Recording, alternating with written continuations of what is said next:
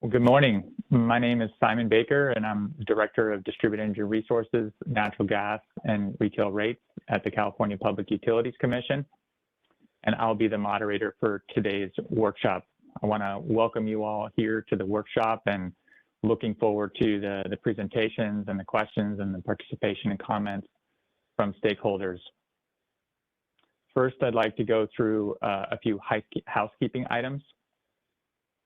So people are aware this meeting is being recorded. The workshop slides and materials related to the 2025 SB 100 report are available on CEC's SB 100 docket page listed here on the slide. In terms of how we're going to be handling questions, after the presentations and the panels and questions from the dais, there'll be time for stakeholder questions as well. And stakeholders can either submit questions through the Q&A feature of WebEx, or they can raise them verbally. All attendees have been muted. To ask questions in WebEx, please raise your hand, and the WebEx host will unmute your microphone, and then you can proceed to ask your question. And then please lower your hand afterwards. For those with phone access only, dial *3 to raise your hand. And once you've raised your hand, you'll hear the prompt to ask a question when ready. And the WebEx host will unmute your microphone and you can proceed to ask your question. And then dial *3 to lower your hand again. Comments on this workshop are due December the 6th, 2024 to the CEC docket. Now I'd like to review the workshop agenda. So we'll have some comments from the dais to open the workshop, and then we'll go into our first set of presentations, which is a state agency resource planning and procurement to meet SB 100 goals. At 10:25, we'll have the next panel, which is utility perspectives on progress towards meeting SB 100 goals. Then at 11:25, we'll have a presentation on overcoming challenges to implement the SB 100 goal. And then at 12:25, we'll have public comment, and we will have closing remarks and adjourn at 12:40. Next slide, please. To give a bit of an overview on the SB 100 statutory requirements, SB 100 establishes a target for renewable and zero carbon resources to supply 100% of retail sales and electricity procured to serve all state agencies by 2045. And SB 1020 sets goals for California to achieve 90% clean energy by 2035 and 95% by 2040, and requires state agencies to use 100% renewable and zero carbon resources for their own facilities by 2035. SB 100 also increases the state's renewable portfolio standard to 60% retail sales by December 31st, 2030. And it requires all the state agencies to incorporate these targets into their relevant planning processes. And finally, it calls upon the PUC and the California Energy Commission and the California Air Resources Board to use their programs to achieve the policy under existing statutes and issue a joint policy report to the legislature by January the 1st, 2021, and every 4 years thereafter. And here we are now in the second cycle preparing the 2025 report. So the report that's produced out of this process is informational to other processes, such as the PUC's integrated resource planning process. And then the LSEs, they go and they procure to meet the procurement goals and the overall needs to achieve the SB 100 statutory requirements. Next slide, please. California has historically relied on coal and other fossil resources for electricity generation, and we're on this energy transition to clean the electricity portfolio. The state was an early mover on clean energy and just crossed a really important threshold of getting to 60% of its electricity from clean energy. And existing state programs enable and continue to enable these GHG emissions across the demand side with energy efficiency and demand response and rooftop solar, and on the supply side of cleaning the electricity grid. The state will have to work to overcome a suite of challenges to develop these resources needed to meet the SB 100 goals. And we're pushing forward to add more clean energy and transition to a fully clean grid. Next slide, please.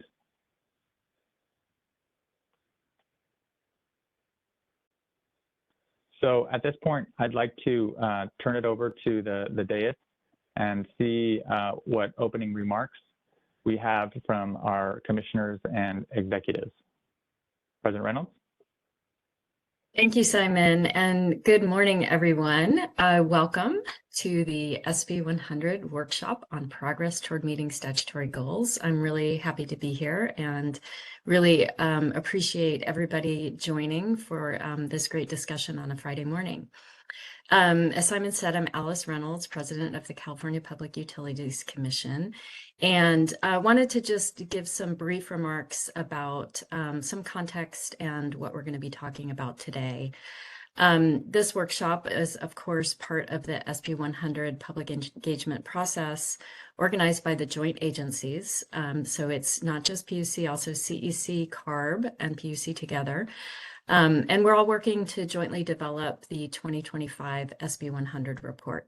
Today's workshop is focused specifically on discussing where we are in terms of meeting the SB 100 policy to supply 100% retail electricity sales from zero carbon and renewable resources by 2045. SB 100, of course, was signed into law a number of years ago. It was signed in 2018, so we have 6 years behind us. And I do think it's beneficial to take some time to reflect on what we've accomplished and what we've learned, and to use that to inform the work that remains ahead for the next 20 years. Over the past 6 years, the state has made really incredible progress in reducing the use of fossil fuels for electricity generation and in building new clean energy resources that have been committed to serve retail customers into the future. So I expect we'll be hearing about that today, and I just want to highlight a couple of things before we start. Since 2020, we have brought over 23 gigawatts of new resources online. And there are 19 gigawatts of additional resources that are already under contract and expected to come online by 2029. So there's a lot that's already been built and a lot in progress and committed to be built to serve additional load. So because of that, clean energy resources are supplying power to Californians every day. And when new load comes onto California, clean energy resources will be committed by the load-serving entities to serve that load into the future. And you may have all noticed that this year we did have 179 days during which the clean power available to all of us exceeded the entire demand on the CAISO grid at some point during those days.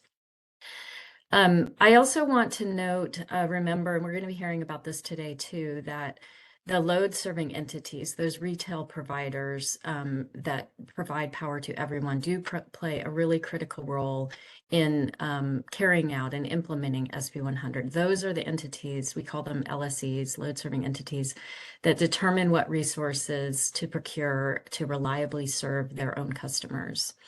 So I'm really looking forward to hearing the presentations today, to hear about procurement efforts to date, hearing from the panelists on how they're considering compliance with the policy and solicitations, and whether they're even doing more and achieving more, whether they're exceeding the targets at this point.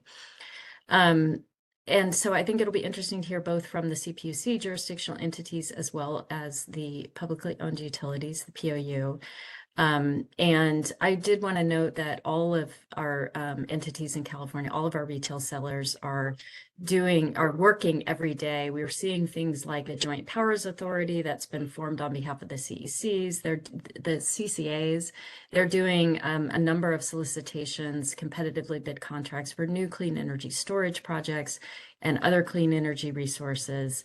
But of course, all of this progress has not come without challenges, and I don't want to minimize that, but it really is encouraging to see the collaboration. I think that this workshop is an example of that, and really just, hopefully we'll hear a summary of all of the ways that we have overcome challenges. And then also, I'm glad we're talking about the challenges that we see in the future.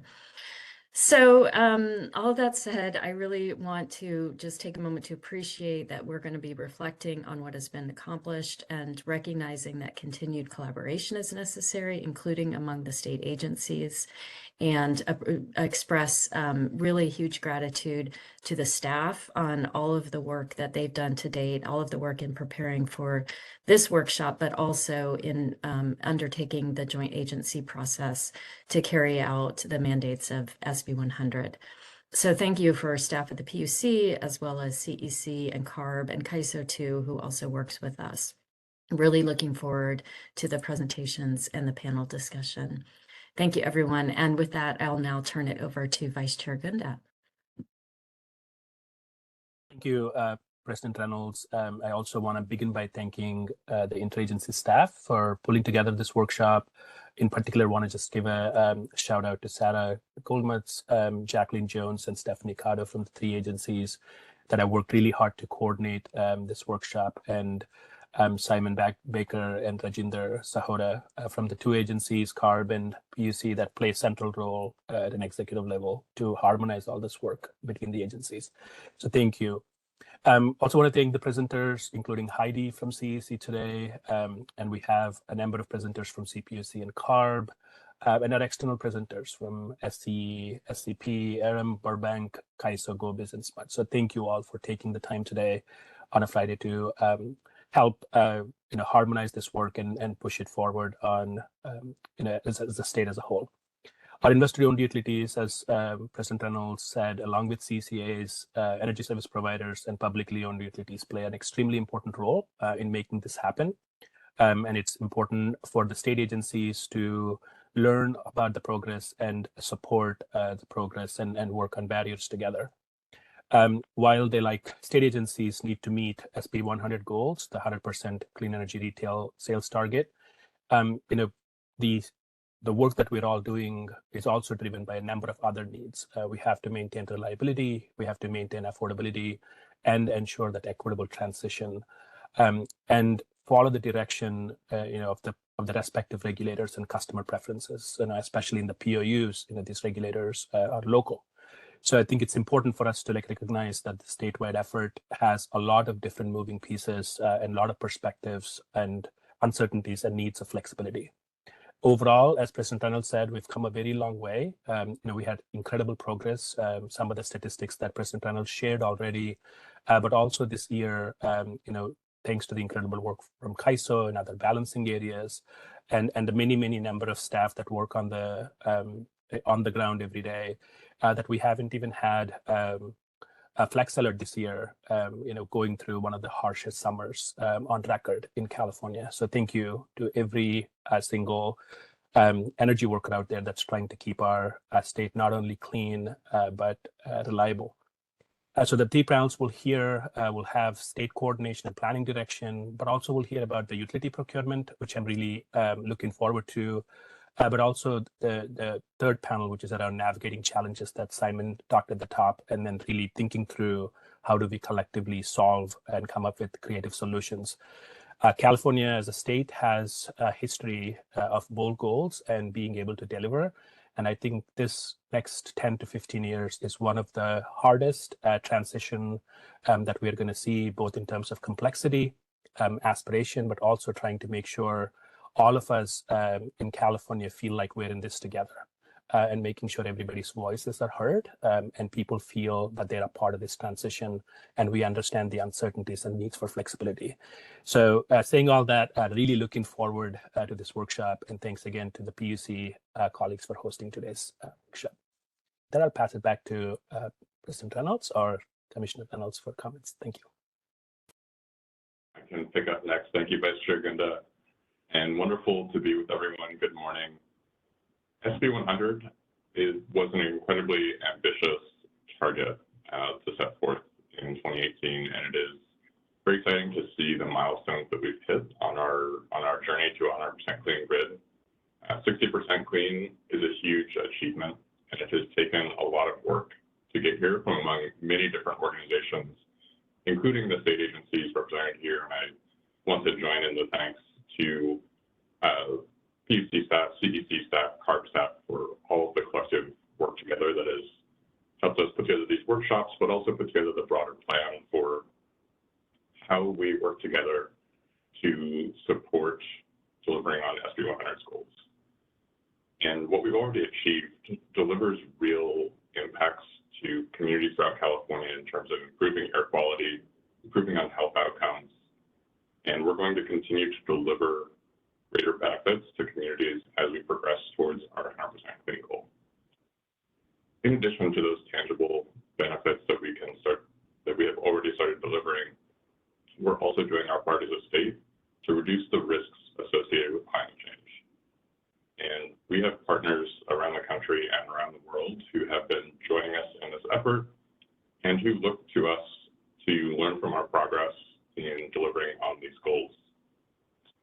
But as has been noted, the challenges ahead of us will continue.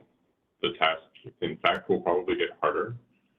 We will have to sustain a very high pace of building new resources. We're confronting rising reliability needs due to extreme weather, like the very extreme summer that we just saw, as Vice Chair Gunda mentioned. We also have continuing long lead times for construction of new energy resources, and we're going to need emerging technologies to contribute to filling out our clean energy portfolio of the future. I look forward to continuing to work with you all to deliver on reaching our goals and overcoming these challenges as we continue into the future.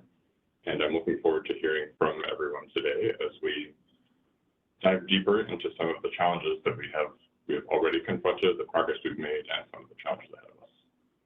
Thank you. I think I can turn it back to Simon. Thank you, Commissioner Reynolds. So now we're going to turn to some presentations from the state agencies. And our speakers are Stephanie from CARB, and Heidi from the California Energy Commission, and Molly from the CPUC. I'll let you introduce yourselves, and I'll turn it over now to Stephanie.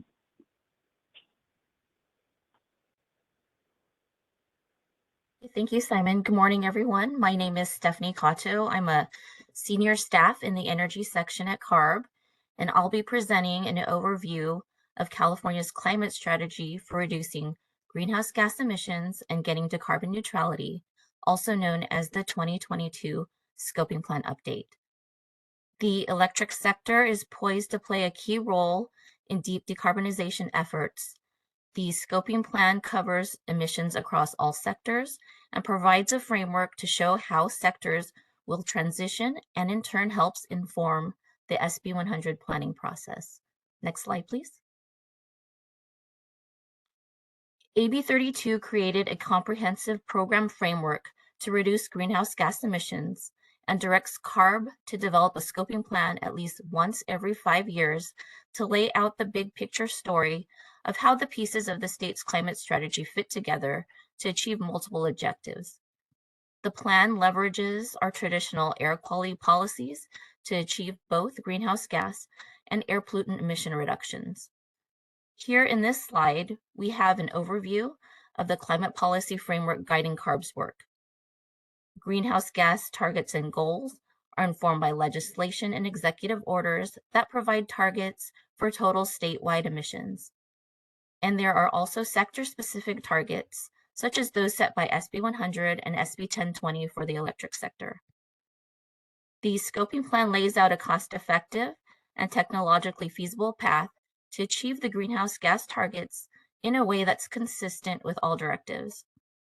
After each scoping plan is adopted, CARB and other agencies review and update programs or develop new programs to align with the outcomes in the scoping plan. Next slide, please. Here we show the state's climate goals relative to current progress. The blue line is actual annual emissions relative to statutory targets for 2020, 2030, and 2045. In 2016, the legislature called for a 40% reduction in emissions below 1990 levels by 2030 via SB 32. And in 2022, AB 1279 established two goals.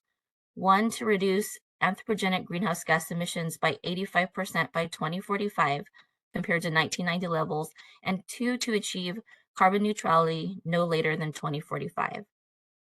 Under the 2022 scoping plan, the role of electricity in powering the economy will grow in almost every sector. Moving forward, a clean, affordable, and reliable electricity grid supported by SB 100 targets for renewable and zero carbon electricity will serve as a backbone to support deep decarbonization across California's economy. Next slide. The scoping plan scenario in the adopted plan includes an analysis of the tools needed in both sources covered by the AB 32 greenhouse gas inventory sectors, which are traditional anthropogenic emission sources, and for natural and working lands.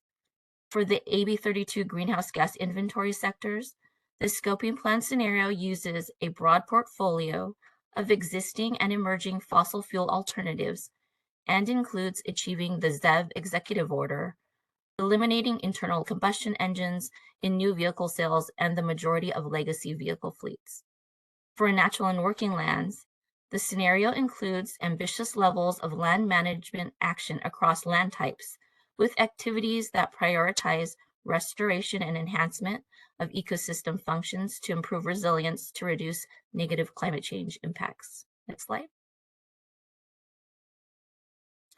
Achieving carbon neutrality is our most ambitious climate goal to date that will deliver major benefits. It requires unprecedented deployment of low carbon technology and energy and harnessing nature-based climate solutions. The left highlights key metrics from the scoping plan scenario, showing the scale of transformation called for within the next couple decades. The right shows some key outcomes that would result from achieving the plan's actions for clean energy and technology deployment and natural and working lands management. Next slide. This is a depiction of the level of ambition in the scoping plan showing greenhouse gas emissions change by sector. The scoping plan prioritizes aggressive reductions in AB 32 emissions by 2045, primarily by transitioning energy demand away from fossil fuel sources, but also by targeting short-lived climate pollutants and capturing carbon dioxide directly from combustion at industrial facilities like refineries and cement plants. This visualization identifies the need to accelerate the SB 32 2030 target from 40 to 48% below 1990 levels to be on track to meet AB 1279. It is estimated that natural and working lands will remain a modest source of emissions over this planning period. So to achieve carbon neutrality would then require the remainder of emissions to be removed at the point where they are created and directly from the atmosphere through mechanical means. This scoping plan incorporates the governor's goals for 20 million metric tons of carbon dioxide removal and capture by 2030 and 100 million metric tons by 2045, and identifies mechanical carbon dioxide removal as key to achieving more ambitious 2030 and 2045 targets. Ultimately, the amount of mechanical carbon dioxide removal depends how successful we are in reducing emissions and whether our actions and the changing climate will allow natural and working lands to become a carbon sink. Next slide. The last two slides provided a snapshot of scoping plan outcomes across all sectors. For purposes of SB 100 planning, it's beneficial to review some key assumptions in the scoping plan scenario for the electric sector. The scoping plan scenario's modeled assumptions incorporated SB 350's energy efficiency doubling goal, aligned with the CPUC's 2021 IRP planning cycle 2030 greenhouse gas target and greenhouse gas emissions benchmarks through 25, and SB 100's 2030 renewables portfolio standard and 2045 zero carbon retail sales targets. Furthermore, Governor Newsom's July 2022 letter to CARB outlines several requests that were incorporated in the scoping plan scenario, including 20 gigawatts of offshore wind generation by 2045 and avoiding the need for new gas generation in the electric sector.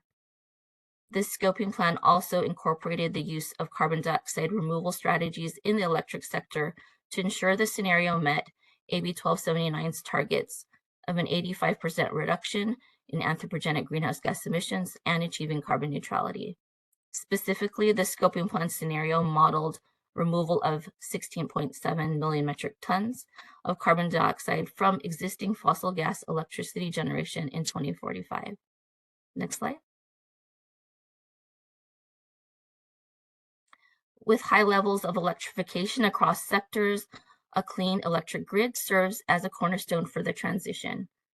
In the modeled outputs for the scoping plan scenario, electricity demand nearly doubles, and to meet demand, significant build-out of wind and solar capacity, along with increases in other renewable and zero carbon resources is needed. As I mentioned, in line with the governor's directives, the scoping plan scenario restricts new gas capacity additions as electricity demand grows. To meet additional demand and resource adequacy, the scenario relies on a mix of strategies, including offshore wind, battery storage, hydrogen gas turbines, and demand response. Next slide. Renewable hydrogen was identified as an important alternative fuel in the scoping plan, and its use and production is relevant to SB 100 planning considerations. SB 100 modeling expansion candidates include retrofits of natural gas combined cycle to hydrogen and new hydrogen combined cycle, simple cycle, and hydrogen fuel cell resources. The 2022 scoping plan update modeled integration of low carbon hydrogen in multiple sectors and anticipates that hydrogen fuel cell vehicle uses in the transportation sector will serve an important part of the state's transition to zero emission vehicles, particularly for medium and heavy duty vehicles. Other end uses with less total demand make up the rest of anticipated use. These uses include renewable hydrogen that's blended into the natural gas system to reduce fossil gas use in buildings, routed to dedicated pipelines to replace fossil fuel in certain industries, and used to meet growing electricity demand when on-demand generation is required. Next slide.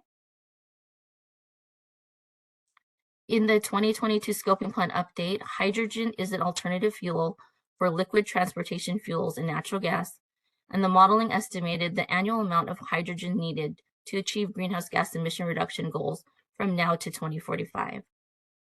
The modeling assumes that hydrogen is supplied by three methods: electrolysis powered from zero carbon electricity, steam methane reformation of biomethane, and biomass gasification with carbon capture and storage.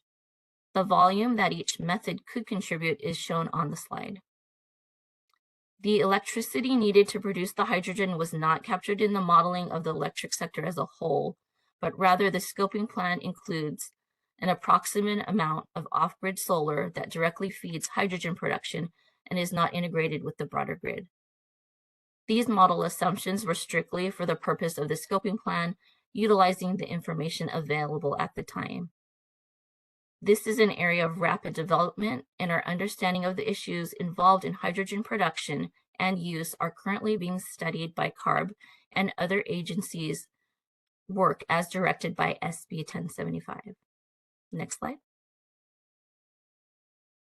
The scoping plan scenario matches fossil fuel supply with reductions in demand, producing dramatic decreases in liquid petroleum fuels usage and in total fossil fuel demand across sectors, accomplished by transitioning to clean energy, in part to clean electricity and renewable hydrogen.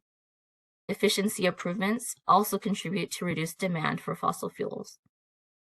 Implementing these changes and building out renewable and zero carbon grid resources, which are shown on slide 8, would decrease reliance on existing gas generation over time, and the modeling shows a 47% reduction in fossil gas used by the electric sector by 2045. In the scoping plan scenario, electric sector emissions, including from in-state and imported electricity, reach about 8 million metric tons of carbon dioxide equivalent by 2045. In this scoping plan, carbon capture and sequestration, or CCS, is included to address emissions from limited sectors, including electricity generation, cement production facilities and refineries, to ensure anthropogenic emissions are reduced at least 85% below 1990 levels in 2045. While the modeling outputs do not apply CCS to the electric sector until 2045, CCS could be implemented in this sector earlier with a similar ramp up over time as that for refineries and cement plants. An earlier application of CCS in the electric sector would yield additional reductions in years prior to 2045. Next slide. The 2022 Scoping Plan update includes more comprehensive air quality modeling and health analysis than previous scoping plans. Total annual air quality benefits that come from reducing fossil fuel combustion across sectors in California were evaluated. The analysis shows that the scoping plan would reduce air pollution associated with fossil fuel combustion, and this decrease in air pollution exposure will also result in improved public health and is estimated to result in over $200 billion of annual health cost savings in 2045. Next slide. And thank you, and that concludes my presentation. Do I pass back to Simon or to Heidi? Yeah, so thank you for the presentation, Stephanie, and we'll now turn to Heidi from the CEC. Hi, good morning, everyone. My name is Heidi Javenbach, and I'm the manager of our demand analysis branch at the Energy Commission. And I'm going to give an overview of the CEC's energy demand forecast. Next slide, please. This slide just contains a list of acronyms in this presentation for reference. Next slide, please. So I'll first start with some background about why the Energy Commission forecasts energy demand. In 1974, the Warren-Alquist Act established the Energy Commission to respond to the state's unsustainable growth in demand for energy. And as part of this act, Public Resources Code 25301A requires that the Energy Commission conduct assessments and forecasts of energy demand. Next slide, please. The California Energy Demand Forecast, or as it's often referred to, the IPER forecast, is foundational to procurement and system planning in the state. It's used by CPUC and utilities for resource adequacy requirements, and it is an input to the determination of the planning reserve margin. It's used by the CPUC for integrated resource planning, which drives procurement, and it's used by both CPUC and the CEC for system reliability assessments. The California ISO uses the CEC forecast for transmission system planning, and the forecast is used by the investor-owned utilities for distribution system planning. The publicly owned utilities use their own forecasts for integrated resource planning and other planning studies. For resource adequacy, the CEC determines the coincidence adjustment for the POUs within the CAISO region, but otherwise the POUs are using their own forecasts for planning. And today, the main focus of the workshop is SB 100. The CEC has a separate forecast product called the long-term demand scenarios, and these are an input into the SB 100 assessments. The reference scenario for that project is the IPER forecast extended out to 2050. The long-term demand scenarios, where possible, use the same models that are used for the forecast for consistency and methodologies. However, there are additional aspects that are modeled under the demand scenarios that are not included in the forecast. For example, the long-term demand scenarios model the impacts of more fuels, such as propane.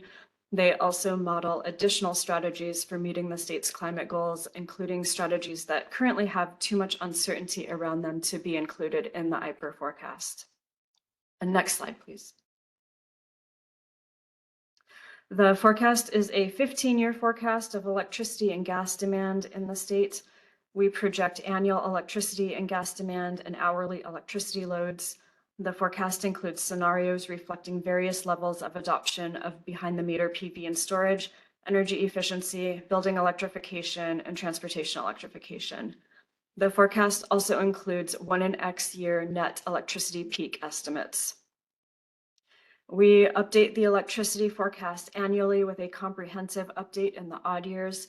The gas forecast is updated every 2 years in the odd years, and the final results are posted each January. The Integrated Energy Policy Report includes a forecast chapter and documents the single forecast set agreement between the agencies and the ISO, laying out which set of scenarios is used for each electricity system planning purpose. And I'll go over the most commonly used scenario sets in a later slide. Next slide, please. I also wanted to touch on how we are addressing climate change and the relevant state strategies to mitigate climate change. Our forecast team is working with EPIC funding recipients to develop new and improved methods for incorporating climate change into the forecast. And we have been rolling these out incrementally, aiming for full implementation for the 2025 IPER. During the 2023 forecast cycle, we shifted from using historical weather data to using climate projections. We are also moving towards producing a probabilistic hourly data set. Concurrently, California is considering how to reduce greenhouse gas emissions and meet economy-wide carbon neutrality by 2045. Many of these strategies impact energy demand. It is important to note, though, that because the forecast is used for electricity system planning and procurement, we do not include goals or proposed strategies where there is a lot of uncertainty around if, when, or how they will be implemented, and that's in order to mitigate risk of stranded assets. Once a new regulation is under development, then we start to consider these in the forecast under our additional achievable scenarios, which I'll talk more about shortly. By adding these to the forecast as scenarios, we can look at the potential impacts on electricity and gas demand, and the state can start planning for them. Next slide. So the next few slides will walk through the forecast model system. Next slide. The starting point for the models is the historical electricity and gas sales data reported by the utilities. We add to this our estimates of historical behind-the-meter distributed generation to estimate historical electricity and gas consumption, and it's the consumption that's an input to the sector models. Next slide. Economic and demographic projections from Moody's and the Department of Finance are inputs to the model, as well as forecasts of electricity rates and gas prices. Next slide. Committed energy programs, codes, and standards are also taken into account. And we also account for the Title 24 mandates for PV and storage under new construction, Next slide. Additional achievable scenarios are developed for energy efficiency, fuel substitution, and transportation electrification. Currently, we're only looking at fuel substitution for the residential and commercial sectors, but starting next year, we will include industrial and ag sectors in the fuel substitution scenarios. Next slide. The load modifiers in the orange boxes are combined with the baseline consumption to create the managed annual sales forecast scenarios. And next slide. The last step is to produce the hourly electricity forecast, from which we can extract the net peak demand. And from here, we can also estimate the 1 in X year net peak demand. Next slide. And then I also just wanted to talk a little bit more about the additional achievable scenarios. The scenarios increase in uncertainty as you go from scenario 1 to scenario 6. Out of this list, the 3 to pay attention to are scenarios 2, 3, and 4. These are the scenarios used for energy system planning. Scenario 3 is considered likely to occur, though there are some uncertainties around adoption levels and impacts. Scenario 2 looks at impacts from programs and regulations that will occur, but there's some uncertainty around the impacts. Scenario 4 incorporates impacts from programs and regulations that are likely to occur, but still in the planning stage. And the last note here is that we don't always produce 6 scenarios. Next slide. The managed electricity forecast is built from a baseline forecast plus the additional achievable scenarios depending on the use case. The planning forecast is used for resource adequacy and integrated resource planning. This forecast uses scenario 3 from each of the additional achievable modifiers and the mid case for behind the meter PV and storage. The local reliability scenario is used for more geographically granular studies, such as the ISO's transmission planning local studies and the IOU's distribution planning. The local reliability scenario uses the low PV and storage case, AAEE scenario 2, AAFS scenario 4, and AATE scenario 3, resulting in a higher demand, again, in order to account for the increased uncertainty when looking at a smaller geographic granularity. And next slide. For the 2024 IPER forecast, I wanted to quickly touch on a few key updates. The first is that we've improved the characterization of data center load growth. Many utilities are anticipating larger growth in this segment over the next few years than they've seen historically, and so we've been working with them throughout this year to develop an improved data center load growth forecast. For behind the meter PV and storage, there were several revisions this year that resulted in lower projections of PV generation compared to what we forecasted in the 2023 IPER forecast. We've covered these in previous workshops, so I'm not going to go over all of them now for the sake of time. And for additional achievable fuel substitution, there were some updates to the zero emission appliance standards, and so we updated these scenarios to reflect the most recent information available. And for the transportation forecast, there were several revisions here as well, but the one to highlight is the shift to using a new travel model that estimates vehicle miles traveled. And the new model results in a higher amount of vehicle miles traveled and therefore higher energy demand. And one important item I've not mentioned on this slide is that we continue to make progress on improving how climate change is captured in the forecast. For this year, we're using the same methodology that we used last year. However, we have made a lot more progress and done a lot more work this year that we want to review with stakeholders before implementing those changes for the 2025 IPER forecast. And next slide, please. So just to wrap it up, the changes I just summarized have all been discussed in more detail at DOG meetings, as well as IPER workshops throughout this year. We do have one last IPER workshop on December 12th to go over the overall forecast results for the 2024 IPER report. And we'll be reviewing feedback and finalizing forecast results throughout December and aiming to take those to the January business meeting to propose adoption of the forecast at that time. And that's it for me. Thanks. Thank you, Heidi. And now we will hear from Molly Circle at the PUC. Hi, good morning, everybody. My name is Molly Circle, and I'm a program manager for electric planning and market design in the energy division at the CPUC. My presentation today is going to focus on the procurement, the CPUC processes that lead to procurement from our load serving entities.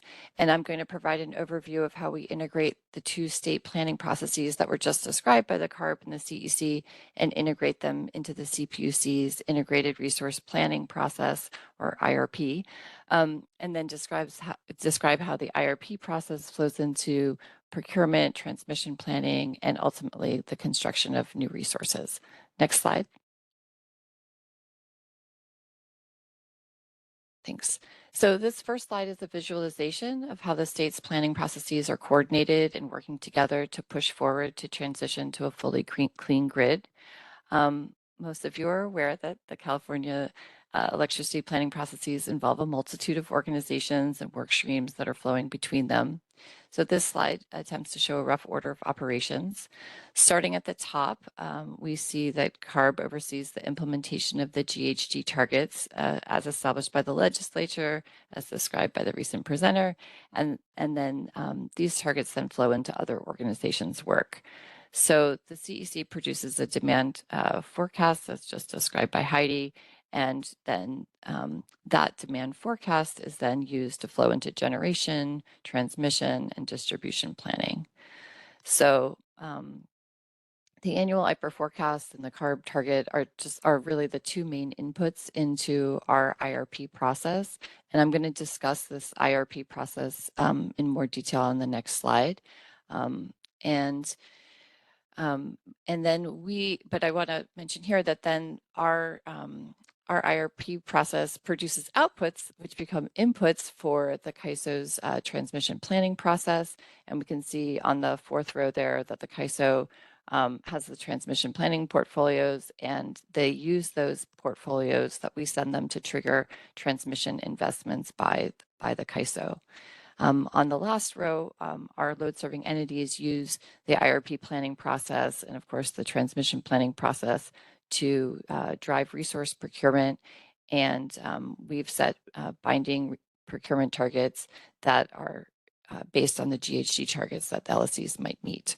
There's also a pathway on the right-hand side related to distribution planning and procurement, which is largely IOU driven. And we have a whole separate track that interacts with the IPER process as well, but that's not the focus of today's presentation, but it is important to note. Next slide.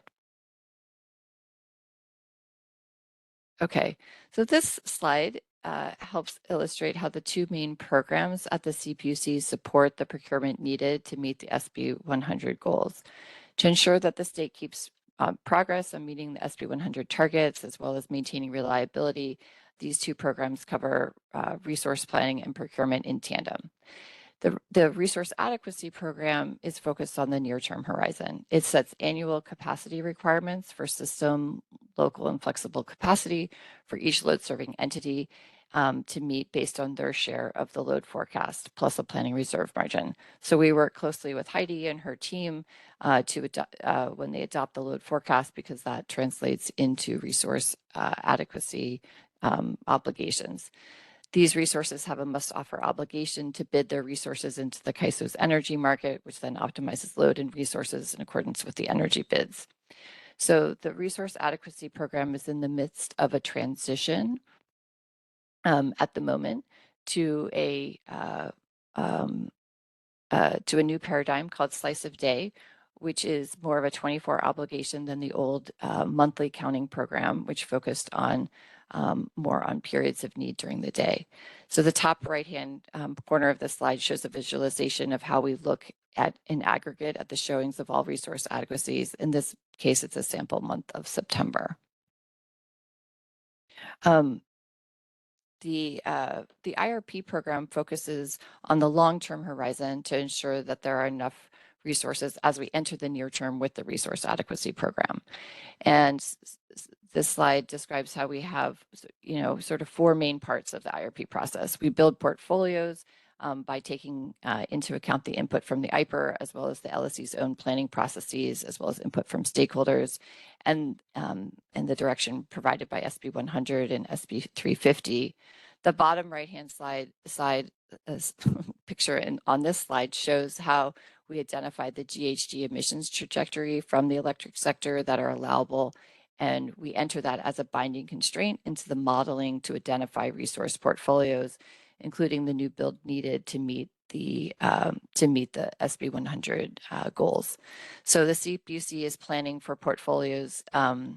It's worth mentioning the CPUC is planning for portfolios at the lowest end of the scoping plan target, 30 million metric tons by 2035, and I'll show you in just a moment how we're doing on that. Another part of the IRP procurement, IRP planning process is to actually direct procurement via IRP orders, and these orders drive the contracting of new resources by LSCs. We've, in recent years, we've done 3 major procurement orders. And then that has resulted in record amounts of clean energy capacity contracted and brought online. And all of this will help enable the state to meet the SB 100 targets. We also use this portfolio of new resources needed to, as I mentioned, to send to the transmission planning process, which then the CAISO uses to trigger the authorization of new lines. Once those new lines are triggered by the CAISO, developers can seek to connect to those lines with new projects, and then LSCs can contract for those projects using that new interconnection capacity. Okay, next slide. Just digging a little bit deeper here into the IRP cycle. As I've mentioned, the IRP, is our key venue for planning and how to continue to meet and surpass the SB 100 targets. This IRP is an iterative cycle, and with each new cycle building on what was learned from the previous one. A typical IRP cycle can take 2 to 3 years to complete, and we show it here as a 4-step process. First, we determine the optimal portfolio of resources that we want our LSEs to center their own individual IRPs around, and we turn that information into guidance that they can use for planning. This is very difficult because there are nearly 40 CPUC jurisdictional LSEs. Then each of those LSEs take that information, they develop their own plans, and this part of the IRP process is key because LSEs have control over the composition of their portfolios. They submit that information to us, and then we see if we can, we sometimes say if we can put Humpty Dumpty back together again. If the portfolio doesn't work, we can tweak it as needed. And I'll show you in the next slide, in 2 slides, how we've had to add additional resources on top of the LSE plans. Once we have this plan together, we call it a preferred system plan, and we adopt that plan. It's the culmination of our IRP cycle. Next slide. Okay, so in this slide,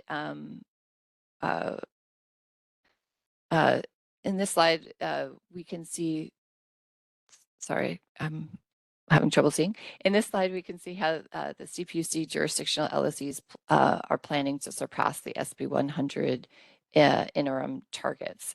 The CPUC provided, as I mentioned on the prior slide, the CPUC provides the LSEs with their planning targets.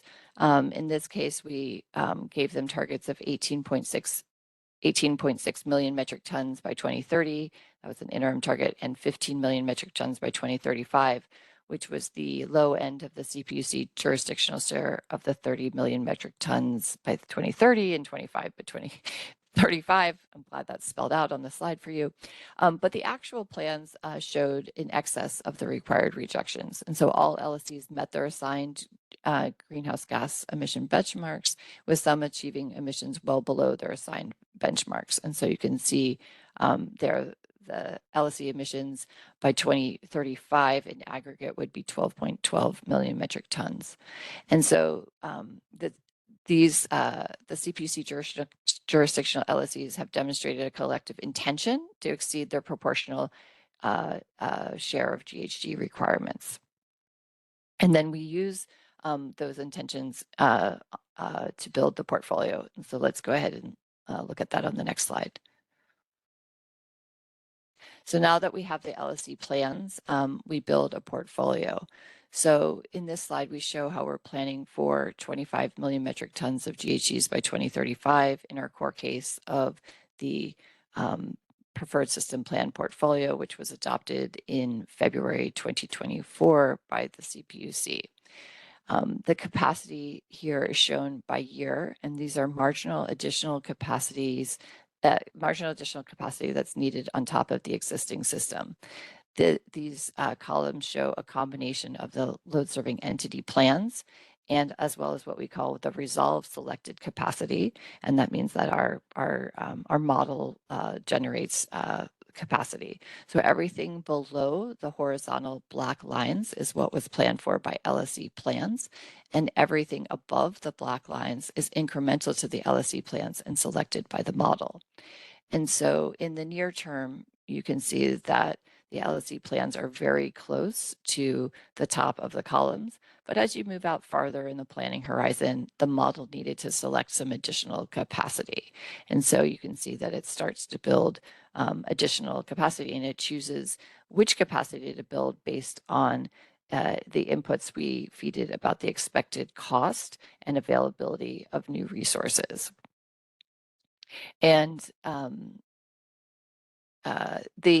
another thing to note is that while the LSE plans seem like they weren't maybe quite enough, in part that is really just a factor of the time it takes to run through the entire process. When we receive IRP plans the next time from LSEs, we expect they will have caught up with the modest changes in load forecast and other assumptions. Next slide. Okay, on this slide, we're going to turn to, sorry, I have to catch up my notes. I'm sorry. I wish I had a teleprompter. So I've described the process. It's time to pivot to some results. So what new infrastructure have our policies and programs actually gotten? This chart shows the new resources that have come online since 2020, and it's broken out. The colors are broken out by resource type. And the gray vertical line delineates what is online versus what is expected. So everything on the left side of the gray line is what has actually come online. Most of this procurement is counting towards CPUC IRP procurement targets, although a few of the resources to the left of that gray line, of course, have been the result of other entities or other policies. You can see that storage has largely dominated the new resource procurement in terms of nameplate. So the 23,000 megawatts of nameplate since 2020, these are new resources that are available to serve the CAISO. Just about 20,000 megawatts nameplate of those new resources are fully clean energy resources that are directly interconnected to the CAISO, and a few of the resources shown are also pseudo-tied or dynamically scheduled into the CAISO, so fully dedicated to the CAISO, but not first point of interconnection. We are also tracking the resources that are contracted by our LSCs to come online in the near future. And based on data we collected in October this year, we can see about 19,000 megawatts nameplate of additional resources trying to come onto the grid here in the near future. So while it often feels like each project has to overcome a long list of permitting, interconnection, and supply chain hurdles to come online, really the slope of this line here on this graph is extremely important, because by focusing on the forward ongoing trajectory, we can see steady progress towards meeting our SB 100 goals. Okay, next slide. Okay, on this slide, I just wanted to pause for a moment and talk about a few of the resources that have come online, just because I think it's worth reiterating that each project has its own unique story and its own unique challenges, but collectively they're all pulling in the same direction. So on the left first here, I just wanted to highlight a picture from Erica and Victory Pass. This was a Clearway project that celebrated a ribbon cutting in October this year. It's 463 megawatts of solar, 186 megawatts of storage. It's in Riverside County. This project was procured by 4 community choice aggregators and overcame a number of supply chain hurdles to come online in full this year. The Strauss Wind project came online earlier this year. I was able to attend a ribbon cutting for that in February. It is 98 megawatts of wind located near Lompoc, California in Santa Barbara County. It was permitted in the coastal zone, and it is an absolutely stunning and beautiful site right on the border between the PG&E and Edison utility territories. And this project was a really interesting project because while it had been conceived of long ago by a local individual, it really benefited from the increase in capacity size of turbines. And so it became a cost-effective project once large turbines were available, so that they could site a small number of turbines in that area and come online within permitting restrictions. That site is also interested in adding storage in the near future, and so they're talking to their interconnecting utility about that. They were developed by a company called Baywa RE. The third project on this slide here is Westside Canal, and this project also overcame a number of interesting challenges. It actually is now a utility-owned project.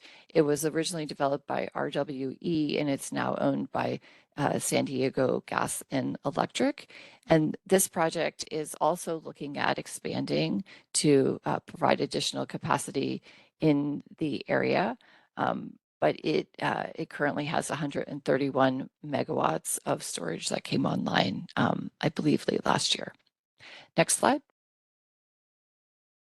So looking ahead, there are a few things to highlight that the CPUC is working on, taking concrete steps to continue progress on actualizing the SB 100 targets. We're always looking at the next steps that we need to be taking.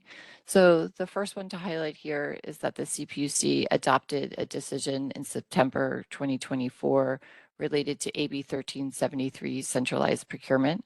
This order identified up to 7.6 gigawatts of offshore wind plus 1 gigawatt of geothermal and up to 1 gigawatt of multi-day long duration energy storage, and up to 1 gigawatt of 12-hour long duration energy storage that could be considered for procurement by the California Department of Water Resources and have the costs and benefits allocated to all load serving entities.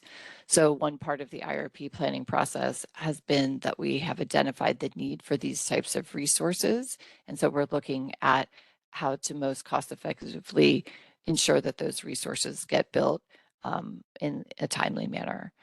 And that was the genesis of that order. The next item that I want to mention is something that we are deep in the middle of right now and is going to be discussed in great detail by Neil Roth on later in today's agenda, and that's the transmission planning for the CAISO's 25-26 TPP.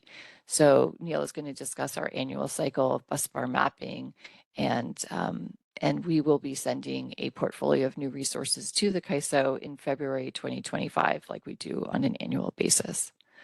And another key thing, a third thing that we're working on at the CPUC to support the SB 100 targets is the development of the Reliable and Clean Power Procurement Program, or RCPP.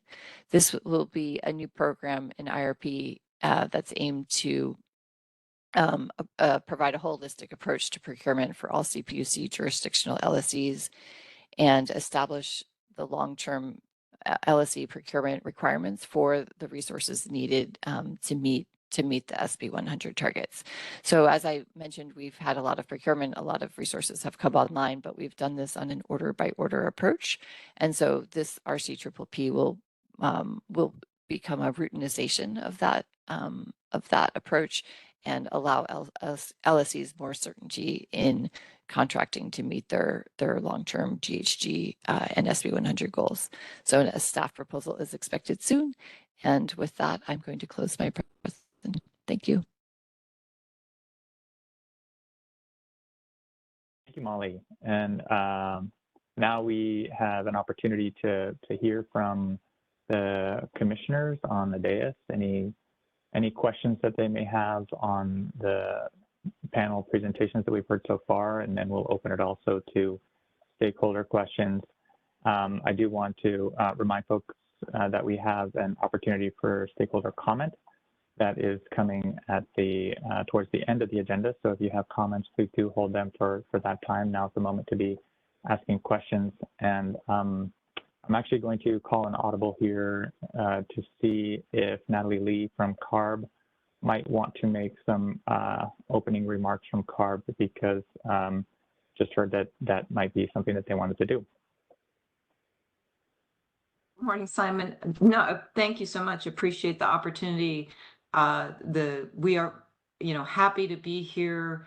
Not concerned about missing those opening remarks. I think the commissioners present really covered eloquently how the three agencies are working together.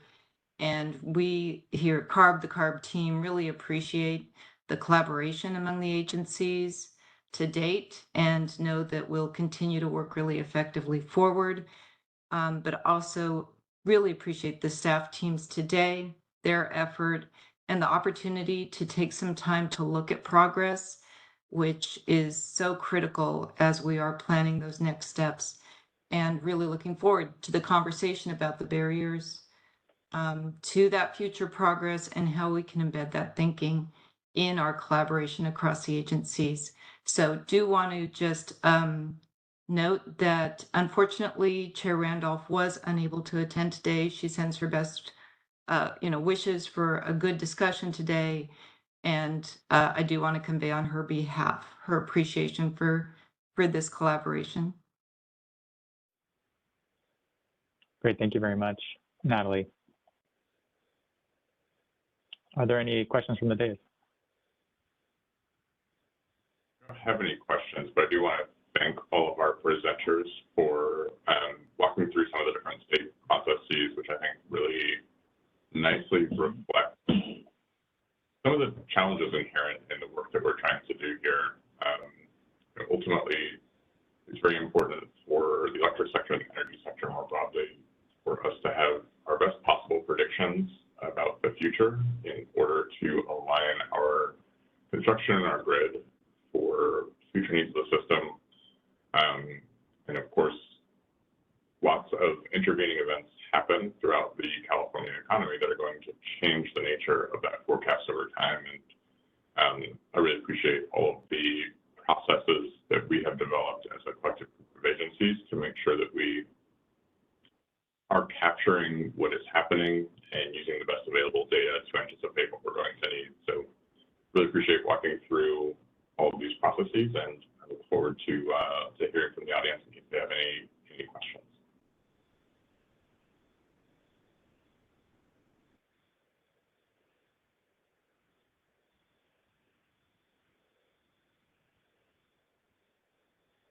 Okay, well, hearing no other questions from the dais, we will now turn to questions from stakeholders, and I'm going to turn the moderation of this segment over to my colleague, Nathan Barstick from the CPUC. Thanks for that, Simon. For those that haven't met me, I'm Nathan Barstick. I manage one of the IRP sections over at the CPUC. Simon provided some guidance back at the beginning of the slides regarding how to interact as a stakeholder now, or a member of the public that wants to be part of the Q&A. Just a reminder that there's a couple different functions you can use. The first one is the Q&A function in the lower right-hand corner of your screen. If you look at the button for that has 3 dots on it, you'll see Q&A behind that. Feel free to use that. If you prefer to raise your hand, you can see the raise your hand function near the bottom of the screen. And if you only have phone access, you can hit *3 to raise your hand. So we did see one question for Heidi that's in the Q&A. Thank you for that from a few minutes ago. I think Heidi can address when she gets a moment, but do we have any other questions from the public?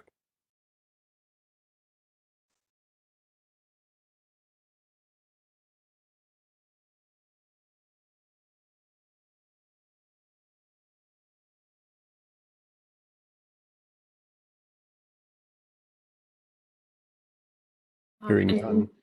Nathan, would you prefer I can talk through the question, or would you prefer that I type a response?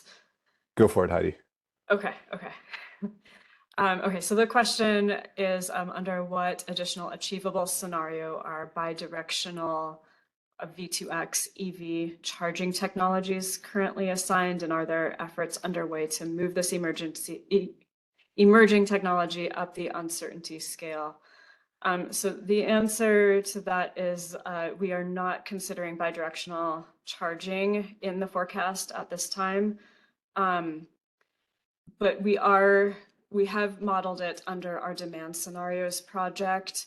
Under the demand scenarios project, there is a demand flex tool where the EV bidirectional charging is modeled, and there was a presentation on that back in August if you'd like more information on that. I can drop that link in the chat. Thanks for that, Heidi. And thanks for the question, Robert.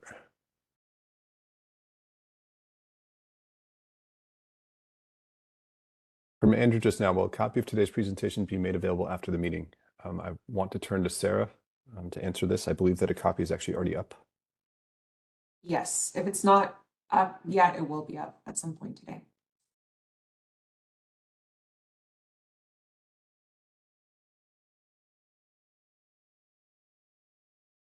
If no other questions, I think we can hand things back to Simon. Thank you, Nathan. So now we're going to turn to our panel on utility perspectives on progress towards meeting the SB 100 goals. We've heard about how state agency planning processes shape the implementation of SB 100 goals.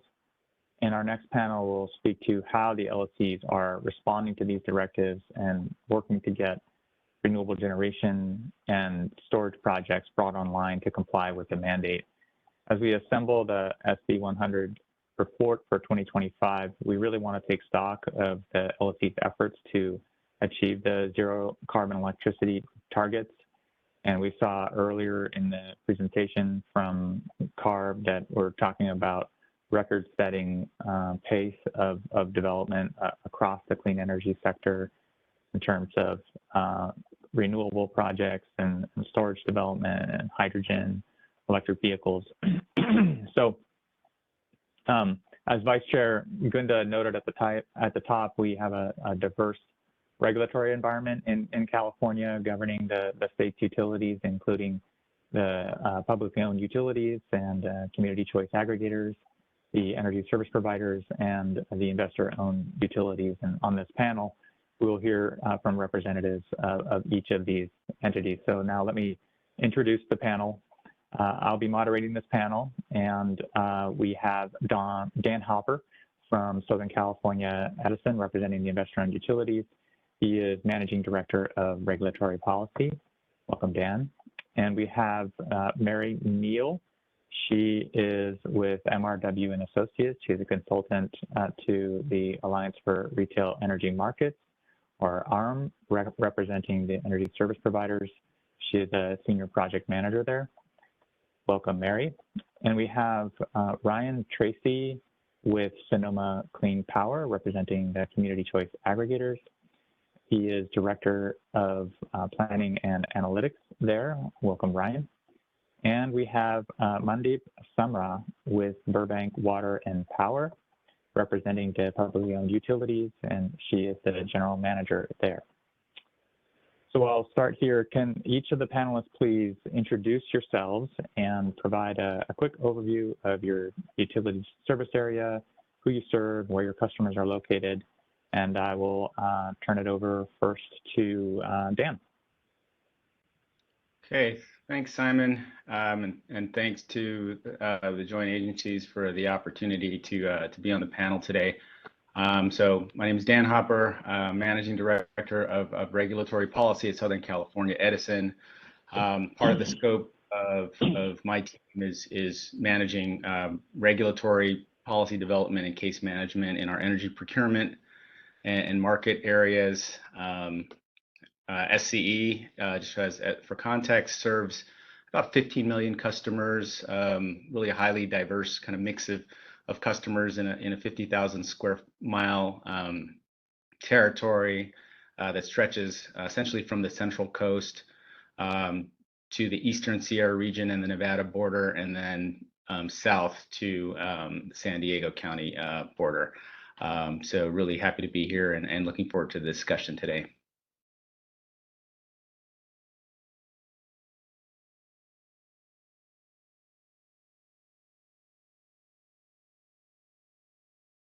Simon, you're on mute.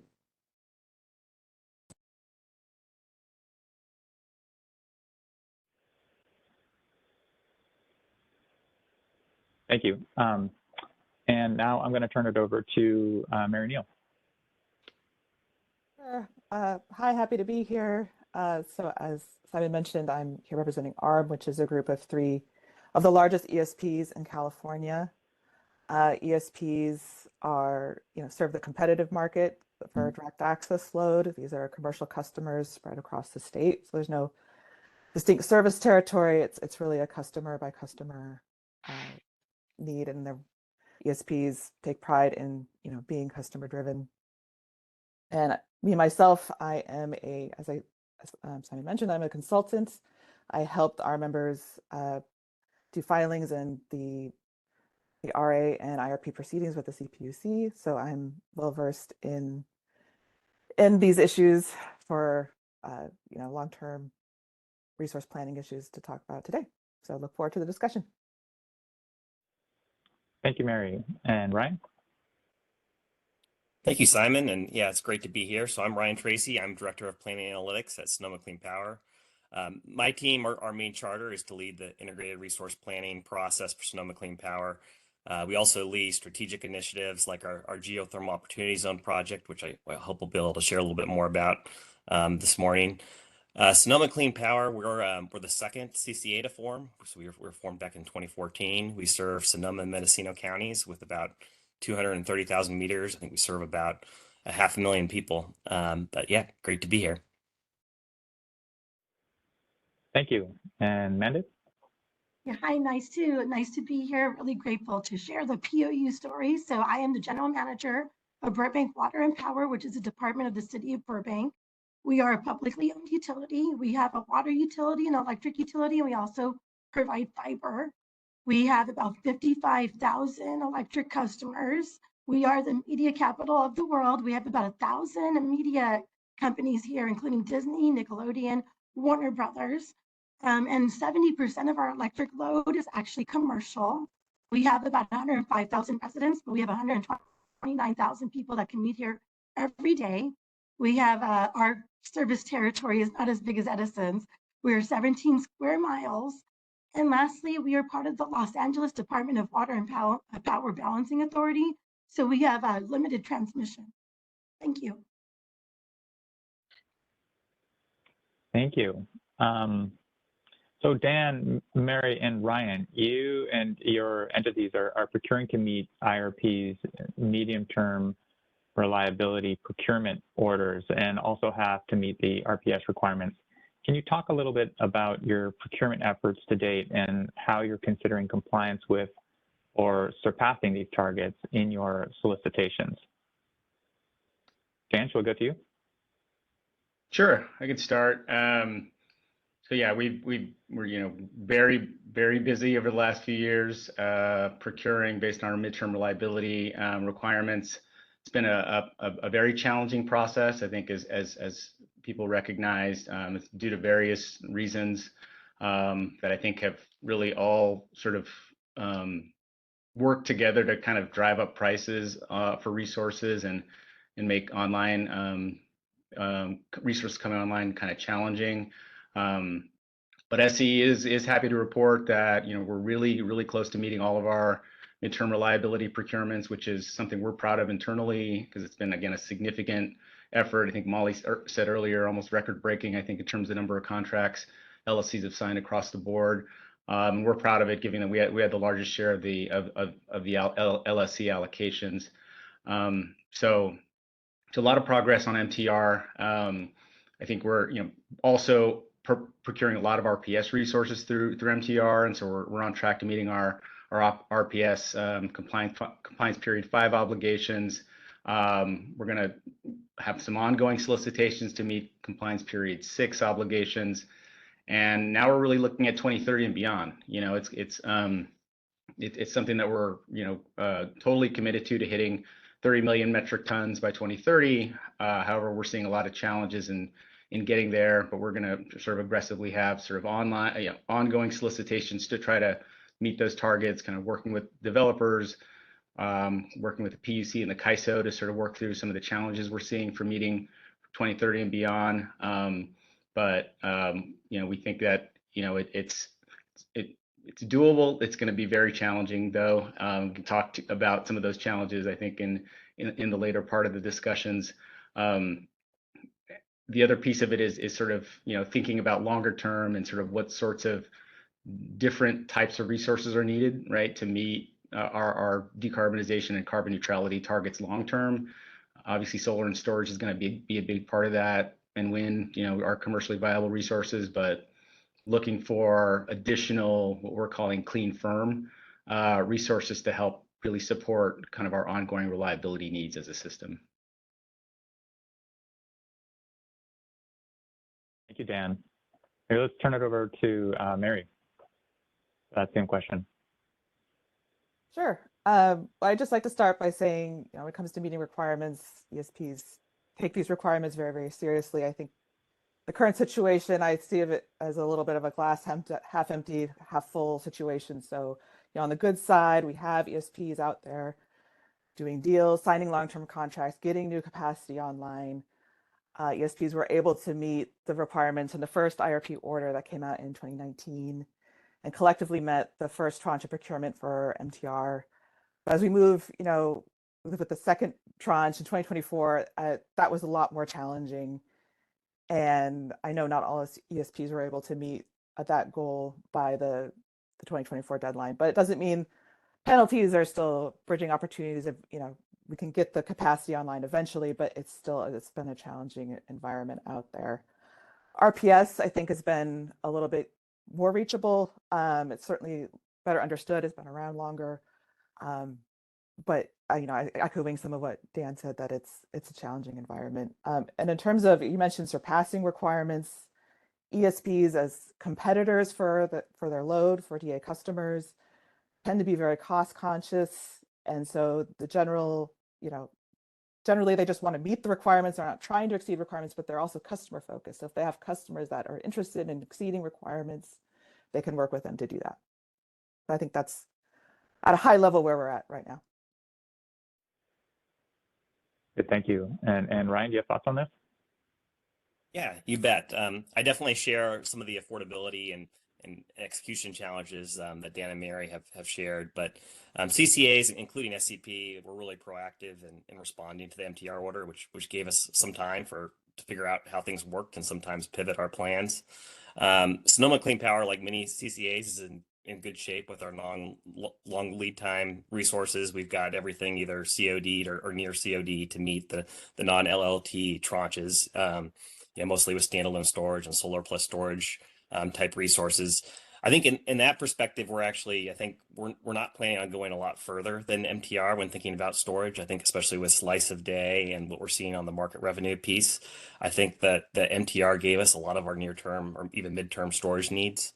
On the long lead time resources, we actually have leveraged the joint procurement entity that President Reynolds alluded to at the beginning. The California Community Power was formed just when MTR was getting started with 9 Northern California CCAs, with the idea of being able to achieve cost efficiencies at scale and also some risk sharing.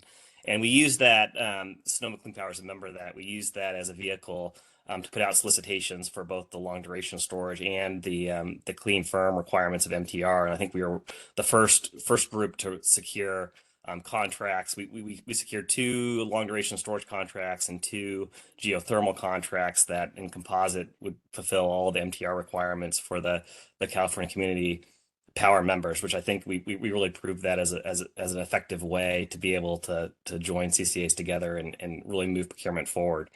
I think from beyond storage, we're seeing a lot of value in moving forward with RPS procurement beyond our compliance requirements. Sonoma Clean Power, and as well as a lot of other CCAs, have started procurement of out-of-state wind resources. Even though that even beyond what they necessarily need for RPS procurement needs, it's a really good fit for needing kind of the diverse type resources to help fulfill kind of our year-round load needs. We've also found some opportunities to be more aggressive about recontracting existing resources. So Sonoma Clean Power specifically has gone after a 10-year renewal of an existing geothermal PPA, and also started looking at small hydro and trying to keep those resources under contract, and seen a lot of value in that. Great, thank you, Ryan. So the POUs are largely locally regulated. Mandy, how is Burbank Power, Water and Power addressing the need to procure clean energy and maintain reliability for its customers? Great, thank you. First, I'll just highlight that we are fully committed to meeting the state's mandates. We also have a local goal of 2040 zero carbon resources, so 5 years ahead of the state goals. And locally, our goals are set by our city council. But in order to achieve these goals, we have been engaged in significant efforts to procure new, diverse, clean energy resources that also meet our community needs for affordable and reliable power. As I mentioned earlier, a lot of our needs are for our commercial customers and the studios. So a lot of the focus has been on reliability and affordability. In order for us to, as a smaller entity, be able to take advantage of larger projects, we do have to partner with some of our other small and medium-sized and large-sized publicly owned utilities here in Southern California. We do this through the Southern California Public Power Authority. We partner with them to secure larger resources that could then be shared among other entities.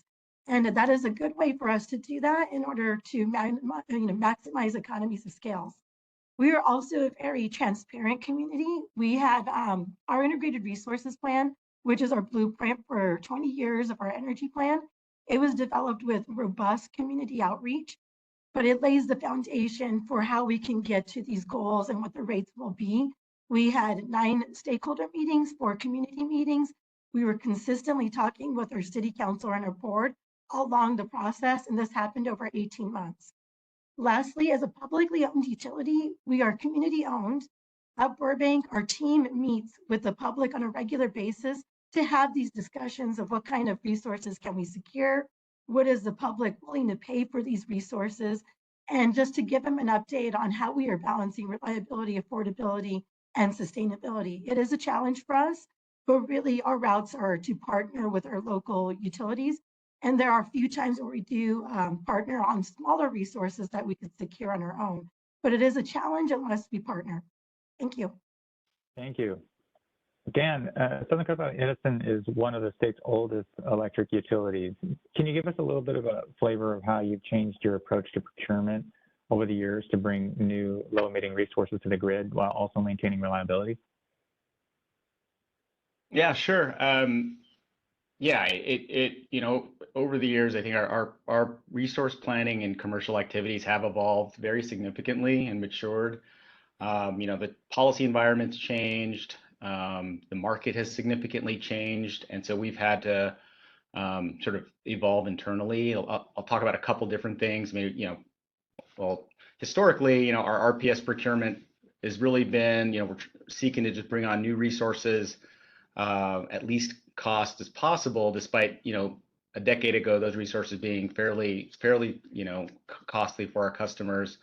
At the same time, back in the day, reliability was largely met by new gas and other sort of baseload resources that were in the market. And so, while there was challenges back then, I think looking in retrospect, it seemed a lot simpler. You had to meet 15% planning reserve margin and bring on new RPS.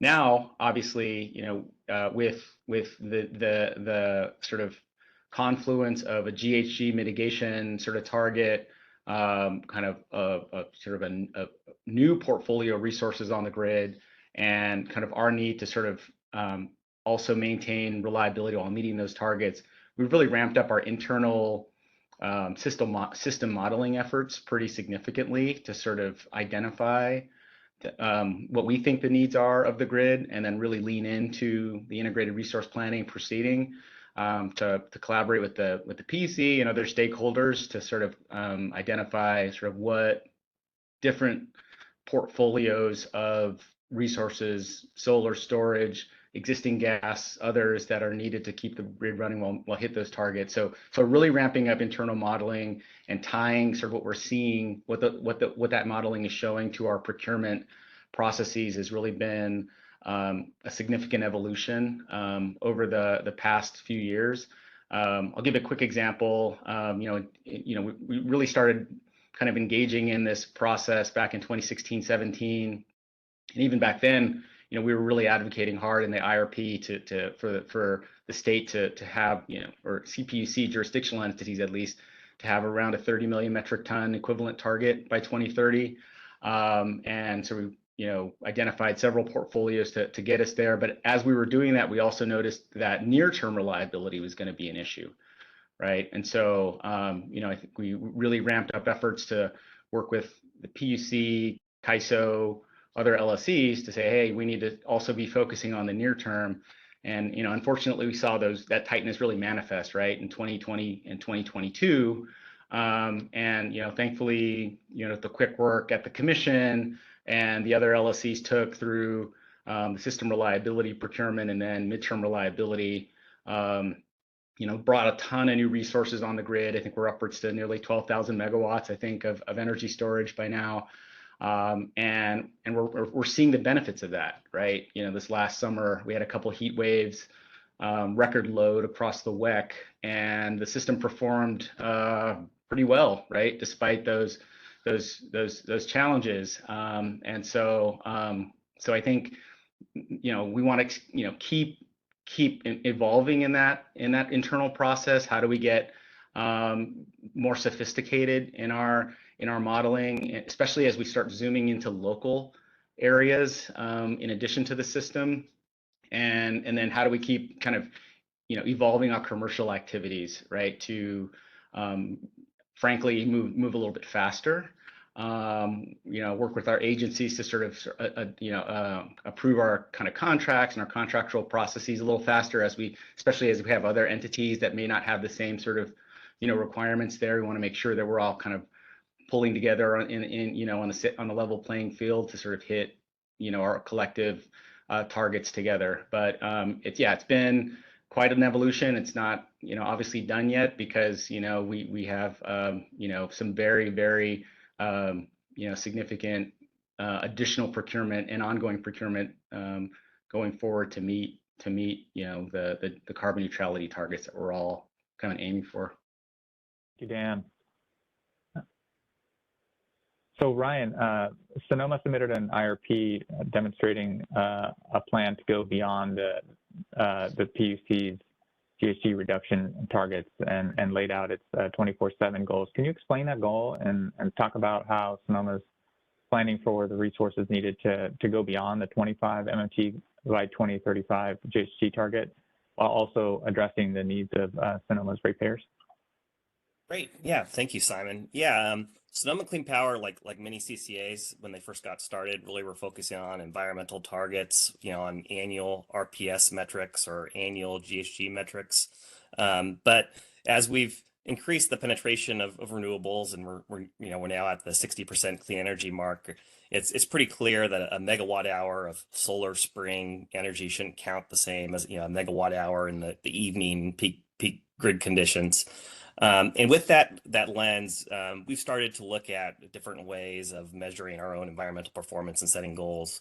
So in 2022, our board of directors adopted 2 goals with this in mind. The first one was a goal that by 2026, Sonoma Clean Power would procure an energy resource portfolio that provided, when you're looking at an hourly marginal emissions basis in the hourly generation of our portfolio, enough emissions mitigations to completely offset the hourly marginal emissions of our load. We also established another goal that by 2030, one of the key things we see is trying to solve this problem in the winter. So driving that, we also established a goal that by 2030 we would have a portfolio that served 80% of our winter evening load with clean energy resources. Sonoma Clean Power believes that this type of perspective not only maximizes the climate impact of a portfolio, but has important affordability benefits as well. We're spending way more than we'd like on resource adequacy from natural gas units, and taking a perspective of looking at when we're relying more on natural gas and how we might be able to drive portfolios that enable natural gas retirement and our dependence on fossil fuel capacity provides an avenue or an off-ramp to help reducing our exposure to that. Operationally, this has led for all of our procurement since establishing these goals outside of our MTR compliance goals to really focus on more diverse resources like the out-of-state wind and existing geothermal and small hydro that I had mentioned earlier. Great. Mary, ARM's members serve a distinct set of customers that are likely seeking to prioritize different goals, whether that's Constellation's new energy or direct energy business. Can you talk a little bit about what you're hearing from your members about how they're prioritizing adherence to different regulatory and legislative requirements? As already stated, ESPs take all the requirements very seriously. Ask about trying to prioritize them, but I think the real goal is to meet them all. But as I also said, ESPs have a customer-driven focus and willing to work with customers who develop their own goals and want to exceed the state requirements. But I certainly have heard about these requirements, and one of the things I do get a lot of feedback about is the desire for more clarity as well as more certainty. I mean, you think about RPS and MTR standards, they're very complex. RPS, you have different buckets of RECs. You have the long-term standard. MTR is divided into different tranches for compliance with different ELCC values.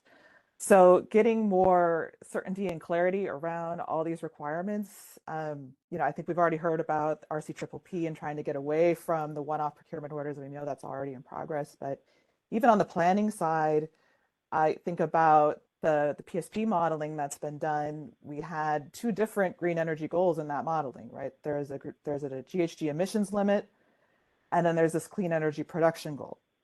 And in the last round of PSP modeling, it was the GHG emissions limit that was binding in the out years, which was actually a change from the prior studies.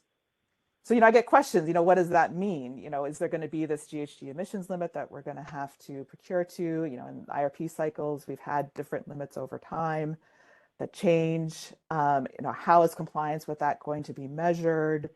How does the RPS play into that versus the broader clean energy mandate from SB 100? So I get asked those questions. I don't really have the firm answers yet. And so that's something that certainly ESPs are seeking to be able to get that certainty to be able to transact. So I think that's where we're at right now. We're hoping for more clarity, but certainly for the existing requirements, working hard to get solicitations done to meet them. All right, well, we'll see what we can do about that at the CPUC. The PUC did recently issue a decision in August of this year, colloquially known as the Central Procurement Decision, to procure otherwise difficult to procure long lead time resources. And the state has various other policies supporting these and other long lead time resources. Can all the panelists talk about any efforts they have to bring online diverse resources, like those considered in the Central Procurement Decision or others not considered in that decision, to bring those resources online?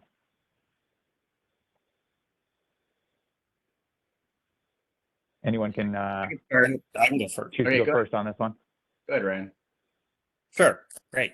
Yeah, so Sonoma Clean Power, we're extremely bullish, specifically about the potential for geothermal to scale up in California and provide the clean, firm capacity we're going to need.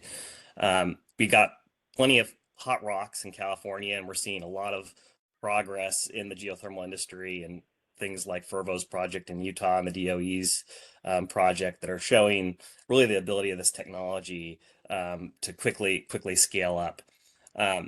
Back in 2021, we were watching this, kind of early on, and we were seeing this all happen outside California. And Sonoma Clean Power actually went out to the industry and asked what it would take for folks to think about California as a place for investment, and specifically thinking about around the geysers, given that it's in our backyard. And as a result of that, we actually formed a project called the Geothermal Opportunity Zone Initiative. We called it the Geo Zone, where we've actually gotten the 2 local counties to pass resolutions saying that we're welcoming for investment in the geothermal industry. Sonoma Clean Power has offered the industry offtake commitments very early on at a very immature stage of technology and interconnection readiness. We've offered community stakeholder engagement, political advocacy. And as part of that, we were able to secure 3 industry partners, and we're making a lot of progress. In fact, even one of our partners was selected for a Department of Energy grant to deploy EGS in the geysers region.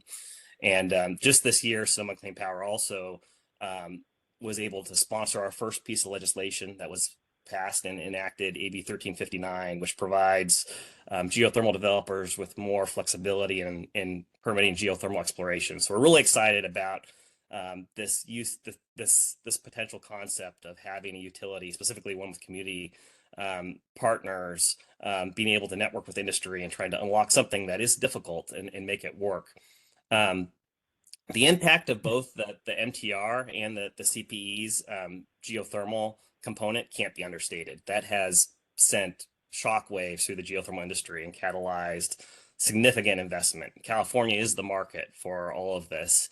The issue is, I think we've seen a lot of support on the demand side, but not a lot on the supply side. And that's where I think that, initiatives like the GeoZone and thinking about ways to address regulatory and transmission hurdles so that a lot of this activity can happen in the state are incredibly important. But yeah, we're extremely optimistic with where things are headed, especially going into the next decade. Great, Ryan. That's exciting. Any of the other panelists? market. And I could add from Burbank's perspective, right, we're not part of the CAISO, we're not part of the CPM. So one of the things that we have to look at when we secure resources is really where we have transmission. And right now, a lot of what's available on the market is solar and wind, and they are intermittent in nature. So while Burbank will continue to look at these solar and wind resources, we also are looking at long-term resources that provide baseload power like geothermal. Our city council approved IRP actually had some outside the box thinking. So this is the first time Burbank has proposed new transmission build out, which is something that we need, which is also part of this. And also a focus on converting one of our resources, which is a 323 megawatt combined cycle, where the Magnolia Power Project, we're the operating agent for. We have to convert it to hydrogen in order to keep it as a baseload resource that provides a vital source of power for this region. We also were looking at SMR, so small modular reactors outside the state of California. So we're probably going to be the first utility in California proposing that. We have a lot of transmission rights adjacent to the Intermountain Power Project. So we're looking at there as part of the Southern Transmission System and the Northern Transmission System. What's unique to Burbank is our limited transmission. We have to ensure that we have transmission where we're looking for resources. We are looking at every option on the table. We're also looking at affordability, knowing that the commercial customers are largest. They really have a focus on that.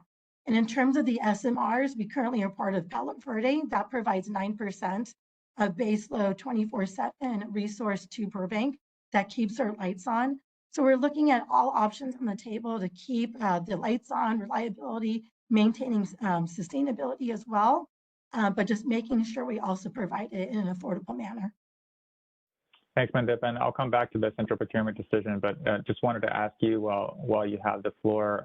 So Burbank recently announced it was commissioning an iron flow battery project as part of its drive to GHG-free power supply by 2040. Can you talk about that contract and other resources that Burbank is planning to contract to meet its targets ahead of schedule? Yes, so the picture that you see in the background is our eco campus. So Burbank is located in a metropolitan area, so we really have to maximize the area that we have. So we installed an ESS, long duration iron flow battery. It commissioned May 31st of this year. It is 75 kW, and it is directly connected to a 265 kilowatt solar array that we have on campus. Luckily, we were able to get a $125,000 grant for the American Public Association TEED program that helped offset the cost of this. This is one of the first deployments of this size of this resource in the state of California, specifically for a publicly owned utility. What we were doing before was that solar was just going and being used when the solar was running and not really maximizing our peaks. So what this long duration battery storage does is it can store it for 6 to 8 hours. So we really capitalize on the morning peak and the evening peak. And we were actually able to energize about 300 homes with our renewable power, storing the energy. So this is the first deployment of many. We have an eco campus that's 10 acres. We are going to be clearing out one of our old steam generators that opens up about 4 acres. So we're actually just applied for a lot more grants. We're looking at fuel cells for hydrogen. We're trying to partner on trying to do a test site for hydrogen potentially in the future here with our combined cycle. We've looked at options for carbon capture and sequestration. So everything is on the table with our limited space, but we are partnering with the California Energy Commission. We applied for a couple of grants. We're looking to enhance our combined cycle to be more efficient, have higher output. So we just received a grant for that. So every option is on the table, but that is the first deployment. We're really happy to share the results of that when they become available over time. Fascinating, thank you. And Dan and Mary, I'll turn to you if there's anything you want to talk about in terms of resource diversity and central procurement, and then we'll talk about some of the challenges and how we're working to overcome them. Yeah, I think one thing I'd add is that through MTR, I think all LSCs, and Ryan kind of alluded to this and spoke about this, is we've shown that we can bring on diverse clean resources, including enhanced geothermal. And we're proud to have signed with or partner with Fervo at their Cape Station project, bringing on sort of long duration storage as well. So We think these resources are coming through our procurement processes, and so what we would caution around the CPE, which we support, obviously, is we don't think the CPE should necessarily be competing with LSCs for commercially viable resources like enhanced geothermal and other things that we've demonstrated that could come through our traditional processes. But we do think for large emerging sorts of resources, potentially higher cost, higher risk at this point, such as deep sea offshore wind, for example, the CPE can play an important role to help make sure those resources become commercially viable. But once they are, we think it's all LSC's responsibilities in California to really start then bringing those resources on board.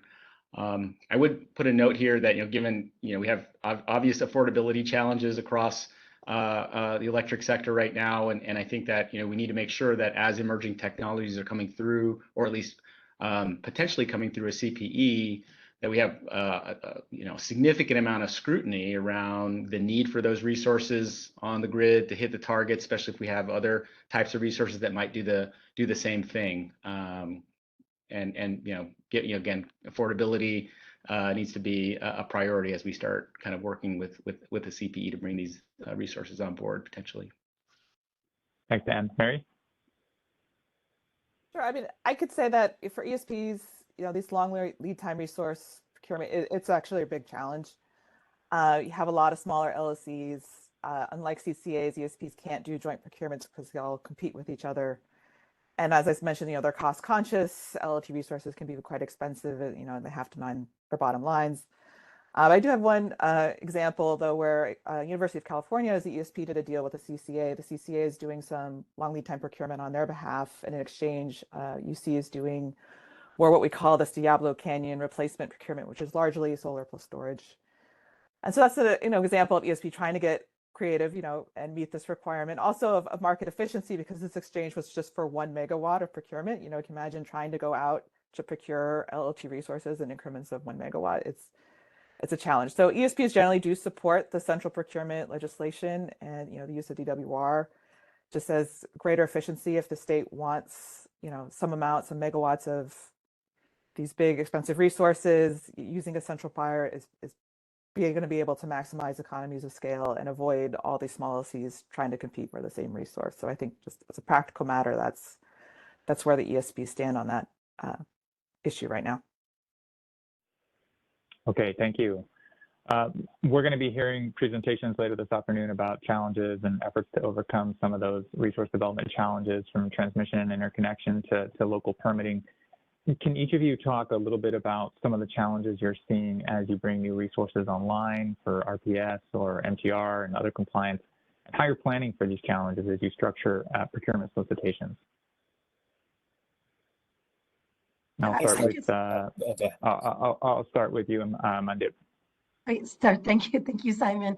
I will say, just as a publicly owned utility, one of the things that we have to do is we just have to have hands on every resource that we see out there. So we go out there and we do 5, 6, 7 negotiations at a time. But what we're seeing is consistently across the board, there are less resources available than demand. And we are not seeing a decrease in prices. Post-COVID, we've seen a 2 to 3-fold increase in solar and wind prices. And that doesn't include sometimes transmission build out to bring those resources in. As I mentioned before, we have to partner with other small or medium-sized publicly owned utilities through SCAPA. We have to do that in order for economies of scale, and they're still not at scale. The other challenge we're seeing is with the developer side, it used to be a pretty equitable market with terms and conditions. What we're seeing now is really it's a seller's market. We're seeing options and a lot of SCAPA utilities are seeing this because they have really robust goals, where the developer will change the price midway through and they have to renegotiate the higher price. They really have no other option. With publicly owned utilities, we can't sign up for every contract. We really have to be mindful of ratepayers. So what we're seeing is with these contracts, there's really little force majeure that is related to acts of God. Now you have market conditions. There's very little liquidated damages. There's really little consequence for not having your resource coming online, but it's detrimental to us as a publicly owned utility because we could think that a resource is going to come online next year and it doesn't. Then we have to go back to the drawing board. Going back to the drawing board is 18 months of negotiations, another 2 to 3 years of having that resource come online. So just challenges across the board with online dates and pricing, as well as making sure the resource actually comes online. Thanks. Dan? Amen to what Mandeep. I mean, we're seeing the same issues. I'm not going to reiterate, but yes, those are significant through MTR, and those are going to continue to be challenges given, I think a big thing. So I'll start with MTR. I mean, we've all heard, right? Supply chain, lithium shortages, just a ton of buyers in the market, delivery timelines, all of the permitting challenges, all of these things have really driven, like I mentioned earlier, really worked to boost prices up, add uncertainty around delivery dates, and delay online dates. So it's very, very challenging from MTR. Overcoming those with sort of some of the PUC's bridging provisions, right, which have been helpful. And so we're kind of working through these issues. But as we look to 2030, which is kind of where I was starting earlier, now what we're thinking and seeing is really interconnection still continues to be a challenge and a very significant concern around whether all LLCs can sort of work to meet the 30 million metric ton target by 2030. I think there's probably sufficient resources in the queues for everyone hitting RPS and maybe a little bit above, but as we saw from Molly's presentation earlier, right, we're all committing to hitting 30 million metric tons. I think that's like an 80 to 85% clean. SB 100 is 60% clean. So 80 to 85% clean is a pretty significant increase across sort of that need for RPS.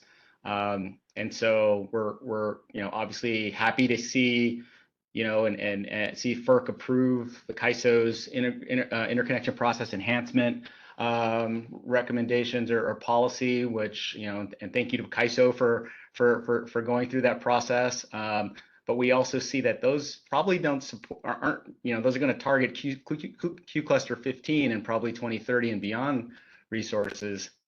Hoping that the next stage of IPE will start looking at earlier clusters, sort of shake out some of the resources that aren't viable and maybe add some capacity there. But we're very concerned at looking at the current, let's call it shovel ready in the queue, let's call it 14 and below, and looking at the types of resources in there around the need for RPS across all LSCs. And we have significant concerns that we may not have enough frankly, enough RPS, clean energy resources to hit that 30 million metric ton target. But like I say, obviously working with the CAISO, ongoing aggressive solicitations to bring in as many projects as we can. Obviously, there's some transmission that's in previous transmission planning processes that look to potentially be, to be online before 2030. There's some risk there, obviously, around when those come in, and so we think those are all pretty significant barriers. I would say, and sort of hitting on what Mary was saying earlier, is it'd be another piece is that we're really looking forward to sort of rationalizing our clean energy targets through the RCEEE process, right? It's how can we sort of have either a GHG target or a clean energy target, not necessarily have both, have it rationalized and very straightforward is something the stuff that the PUC is working through IRP, but that could take some statutory changes as well. And so we think that having that clarified for the market, having some flexibility around compliance targets, et cetera, are going to be very important to ensuring that we can all keep pushing to hit 2030 and beyond goals and keep while maintaining affordability. Great, thanks. I'm going to go over to you, Ryan. Great. Yeah. No, kind of in a similar vein, interconnection capacity is setting the speed limit for everything we do. We've had several MTR-driven projects that were terminated due to lack of deliverability, and it's driven us to, I think, where we normally look for resources closer to home that are better kind of offsets to our load. It's driven a lot of our MTR procurement to happen in Southern California. It's also, with interconnection scarcity, it really reduces the amount of competition, allows developers to really name their price, which has had unfortunate affordability consequences. And thinking through our geothermal opportunity zone initiative, we also see the interconnection issue as a major risk. These long lead time projects, they need to make early major investment decisions, and doing that amidst, not knowing if they're actually going to get interconnected is a serious concern and could really burden those types of projects. Our response has been to significantly expand our own advocacy and involvement in the CAISO and the PUC. We were we were really involved in the interconnection process enhancements process, and like Dan, we're really extremely happy with where that ended up to help load serving entities and the PUC's portfolios help better drive the types of resources that will show up in future queues. I think we're also probably the first CCA where we've actually hired a full-time position, and we filled it with someone with transmission expertise. So now we've actually got the capability on staff to provide independent reviews of the interconnection transmission risk associated with prospective projects, and also really engage in these regulatory and planning processes at a much deeper level. Thank you, Ryan. Mary? I don't want to be too duplicative with everyone. I mean, as a consultant, I don't actually go out and do the procurements myself. I'm just, I talking to members who do, my experience hearing from them echoes what I've heard here. We had an environment before the pandemic, before the MTR orders was generally more favorable to getting deals done, signing contracts. And then we had the supply chain problems hit and a lot of procurement directed, toward us to get done with the MTR orders. And we saw, prices skyrocket, right? And so it's just been much more challenging. But ESPs are still out there, still procuring, still trying to meet every requirement that they can. But yes, I think some of what Dan said about a certain amount of patience as we work through these issues. I mean, no solicitation can just overcome all the issues with interconnection, with supply chain. So it has to be a multiplayer effort here to meet these goals. Thanks, Mary. Yeah, we're coming up a bit on time here, but I want to give an opportunity for one quick lightning round, maybe 30 seconds each. If there was one regulatory, legislative, or other change that your organizations could see to keep pace and with bringing new resources online, what would that be? Maybe I'll start with you, Mary. Well, you've already heard a little bit of it. I mentioned greater regulatory certainty. We really want to see the IRP planning process align with clear regulatory goals and procurement standards so that when the LSCs can do their plans and know their procurement in their plans will meet the standards. And we had the last couple IRP cycles that didn't really happen. We filed plans and then the standards changed right after we filed them. So we really need to get away from that to make this work. Thank you. Ryan, I'll turn over to you. Great. I think the one thing I'd like us to look at is rethinking how we deal with deliverability. I think we've heard a lot of comments today about us wanting to procure more diverse resources, yet we're controlling who interconnects to the grid and who gets capacity and compliance value based on these summer peak conditions still that the CAISO does. I'd love to see us move away from that and start to create an avenue where resources that provide value through the rest of the year can come on and provide capacity value and provide compliance value without having to meet those summer peak conditions. Great. Dan? Yeah, so I think we're seeing, and we're going to keep seeing new transmission become a constraint to hitting our decarbonization and potentially reliability targets. And so really, pushing for, permitting reform, probably 12 years, even more for a new transmission line to get built in California. And so, how do we streamline permitting, whether it's minimizing duplicative sort of reviews of transmission, potential transmission lines. Maybe there's a shot clock for permitting. And I'm sure the agencies have resource constraints also around reviewing these lines. And so what can we do about those things collectively? I'm going to do a twofer. I'm going to also say clean firm is we're not going to hit 2045 targets without clean firm. So it needs to really be an all of the above strategy? When can we reconsider new nuclear in California? How about carbon capture and storage? We're going to very quickly run into challenges if we don't start looking now. Thank you. And Mandeep, I'll give you the last word. Great. And then Dan, I concur with clean energy and looking at that view, so thank you. But I think as a publicly owned utility, I support what everyone said here, but we also need to look at affordability and the possibility for state funding and maybe federal funding as well. We do have the Greenhouse Gas Reduction Fund, really looking at that as an optionality to maintain affordability. With publicly owned utilities, historically over time, we really have had low rates. We are beholden to our ratepayers, which is our community. City Council for Burbank has to approve our rates. Our IRP is seeing a rate increase that's pretty significant for perpetuity to build a transmission to secure resources to meet these state mandates. So my one ask here would be, let's look for some funding, let's offset some of these costs, let's get there, but let's not be detrimental to the ratepayer. Great. Well, this has been an excellent panel. I've learned a lot, and your organizations are doing amazing work to get to these goals. I look forward to the questions as well. So at this point, I'm going to turn it over to questions from the dais, if there are any.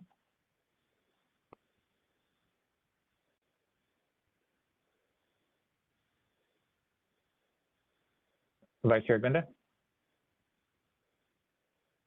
Yeah, thank you, Simon. Again, really thanks for moderating an excellent panel. I wanted to say, Mandeep, just looking at the Eco Center in the back, and thanks for the opportunity to visit and have a number of productive conversations over the last year with the POU community. So thank you for all the work you guys are doing as well. So I think, just in terms of planning, wanted to kind of maybe have two questions and to whoever would like to chime in. I think one, we've been having good conversations through the demand assessments frame, whether it's forecasting or scenarios, collectively.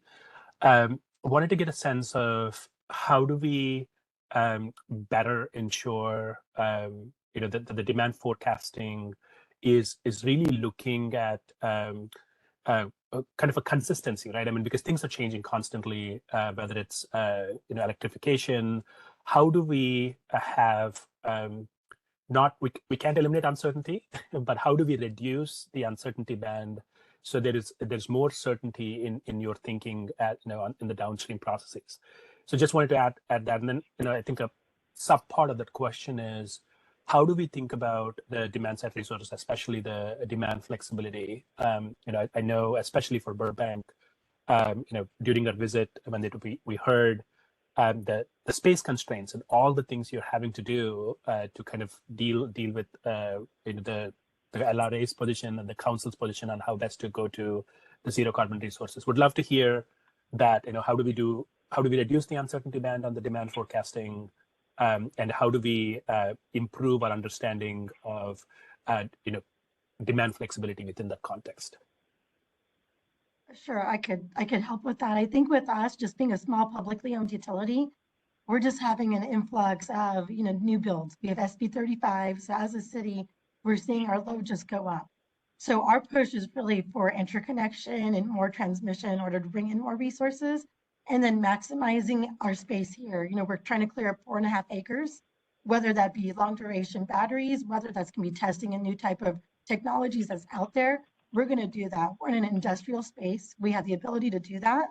And we have proximity to our lines because we have a transmission and substation here on our campus. So, so it's a little easier for us, but we're space constrained. And I think all we could really add, if we look at pie in the sky, is maybe 50 to 60 megawatts. But we're looking at potentially doubling our peak load in 10 to 15 years. So what we're really hoping for is technologies like hydrogen or even SMRs outside the state just really take off to provide that base load power, and really looking for that optionality for that 323 megawatt plant we have. And the contract terminates with our other off-takers post 2036. So what happens to that resource? So I really just want to have that open dialogue, figure it out since we have this space to build. Jump in on the next part of it, Commissioner. Going to appreciate that question. It's something we are racking our brains with internally at SCE around demand uncertainty. I think one part of it is, you know, there's a bit more sophistication we can all have around taking in sort of inputs from our customers, potential customers in the industry around what their plans are around electrification, load centers, et cetera, in our forecasting processes. And we're working hard to try to do that at Edison. I think there's also a bit of like, how do we, you know, get a little bit more flexibility between the CEC and load serving entities around potentially locations around where some of those loads might pop up, because in aggregate maybe, you know, we're pretty close, but we might have, you know, significantly more loads in certain areas than one would have thought. And so I think that could get into, there could be issues that come out of that, and we're seeing all that now when we start translating that load into sort of grid build outs or transmission capacity increases, for example. And so I think there's a lot more, you know, again, input from where we're seeing loads on the ground and plans from customers, and then probably a lot more work and communications between LSEs and the CEC and the ISO and PUC around where these loads are actually popping up, so that we can sort of get ahead of, you know, the grid needs that we, you know, are all kind of staring down, you know, at this point.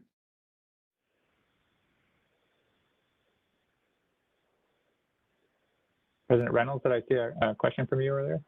Yeah, thanks, Simon. And I wanted to start off by thanking the panel. I think this is a great discussion. It's really important to dig into the details of all of the work that you all are doing. I think, you know, sometimes even your customers might not necessarily recognize that there's just so much progress and so much work going on to serve their needs with clean energy. So I really appreciate that. And I think that it's also great to have to hear the climate imperative that I think all of you are expressing, and certainly we share that at the PUC to try to make sure that our work reflects really ambitious GHG targets moving forward. But I wanted to ask also about, I think it's really two parts to the question. One is I heard clean firm. I heard Ryan talking about resource value and some of the geothermal procurement that they've been doing. So how do you think about resource attributes, and what are you doing to really, you know, maybe what are you struggling with, and how are you working on resource value, while at the same time thinking about cost containment? I know you've touched on it a little bit. I mean, you've touched on it a lot, really, but maybe just a little bit more from Ryan in particular, and anybody else who wants to jump in, because I thought all of your comments were very valuable on that point. So I just wanted to kind of to accentuate it. Great. I can kick that off, President Reynolds. I appreciate your question. I think, you know, it is interesting. I think, you know, we're obviously looking at making long-term commitments, you know, signing, you know, 20-year type PPAs with different resource types, with a lot of uncertainty into what the mechanics and, you know, how a highly decarbonized grid's going to work. And I think one thing we're struggling with is, I think, you know, prospectively, when we look into the future, we see the clear value case for clean firm, that it's going to be an essential component of the grid. But I think one of the difficult disconnects is that there's no current, you know, premium for clean firm per se. That, you know, there's not necessarily. So you're taking on, you know, you're being prospective about, this is something that's going to be really valuable long term. We need to get it moving forward. It's something very difficult and costly to procure in the near term, but there's not necessarily, you know, more capacity credit than some of the easier resources to procure.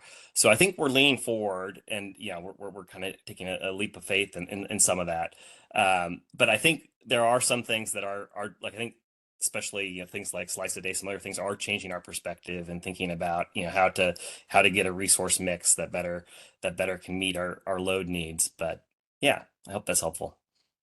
It was a great answer. I was worried that my question was too open-ended. So I really appreciate that answer. I don't know if anyone wants to jump in briefly.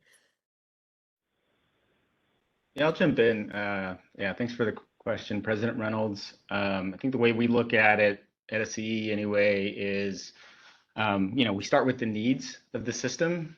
And again, we have sort of internal modeling, and then we, again, work really in the integrated resource planning proceeding to sort of come to a, you know, a view collectively on what the system might need from a clean firm perspective, and for any perspective for what the system needs. And so what we would hope comes out of the IRP process is, okay, an agreement across the system on how much clean firm the system may need.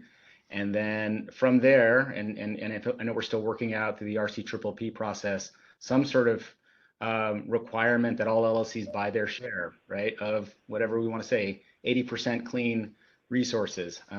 We don't think, specific technology should be like, hey, go buy geothermal or go buy whatever, but to the extent, the system needs clean firm, we really look to the IRP process to sort of help all LLCs help us come up with an equitable allocation of how we all should be contributing to that need. And then, going through, our, once the RCPPP is stood up, actually getting, authorization to then buy to that specific allocation is how we're at least planning for it today. Got it. Thank you. That's great. Thank you. And I see that we're joined by CPUC Commissioner Darcy Houck. I want to recognize her and see if she wants to say anything or ask a question. I don't have any questions at this time, but really appreciate the conversation and all of the work that everyone's doing. Okay, thank you for joining us. If there's no further questions, then I think we will turn it over now to questions from stakeholders and the public. So I will be turning the moderation of this segment over to, is it you, Nathan? Correct. Okay, thank you. So morning, everyone. A couple housekeeping items. So in order to ask questions, there's 3 different pathways that you can use. The first is going to the bottom right hand of your screen, hitting the button that has 3 horizontal dots on it and clicking Q&A and typing in your question there. It's quite easy for us to track if you do that. If you can't do that, you can use the raise your hand function that's at the bottom of your WebEx screen. And if you don't have WebEx up and you are phone only, you can hit *3 in order to raise your hand. Just a note for our presenters, Mandeep, there is a question in your Q&A queue from Claire Broom. So just hit that button in the lower right with the 3 horizontal dots and you'll find your Q&A. Claire, we did end the last session without being able to entertain your question for the prior panel. So we're going to unmute you now. Please let us know if you can talk.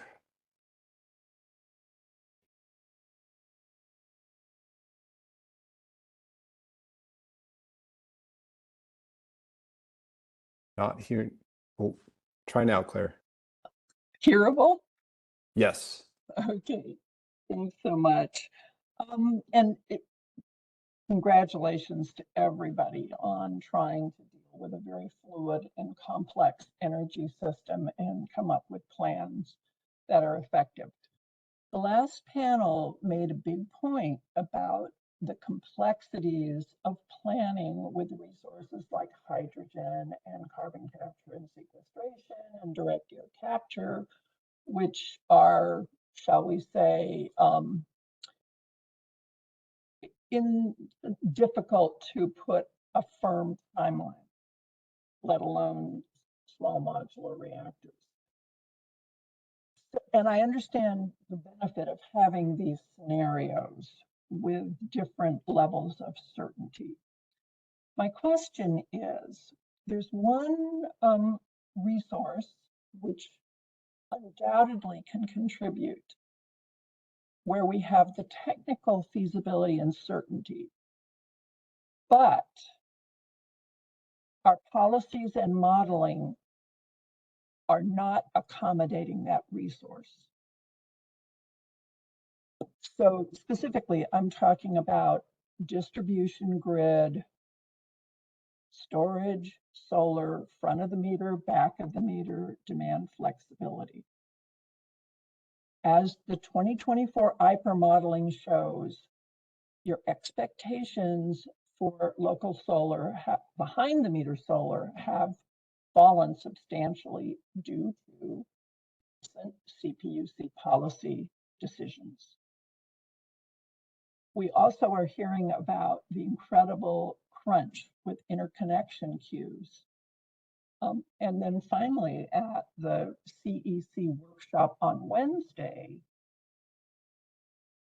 when we discussed the potential of using standalone front-of-the-meter storage on the distribution grid, they couldn't consider it for lowering a local load because it's modeled on the supply side.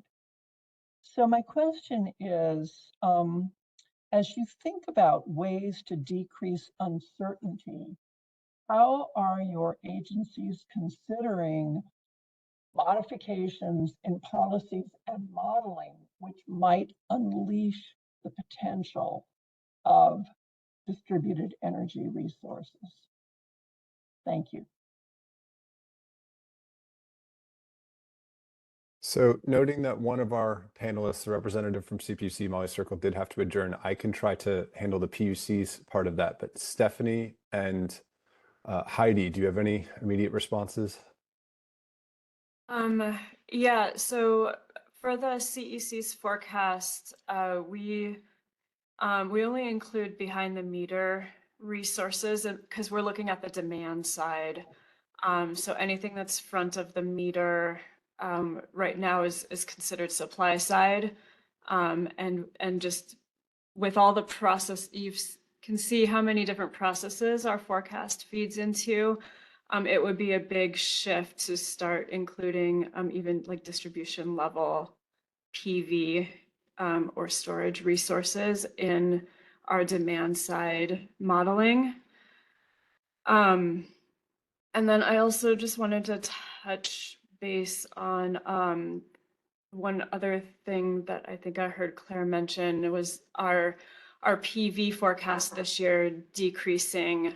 That actually does not have to do with modeling of the NBT that we had incorporated into our forecast last year as well. The decreases to our behind the meter PV forecast this year are stemming from a number of changes to assumptions.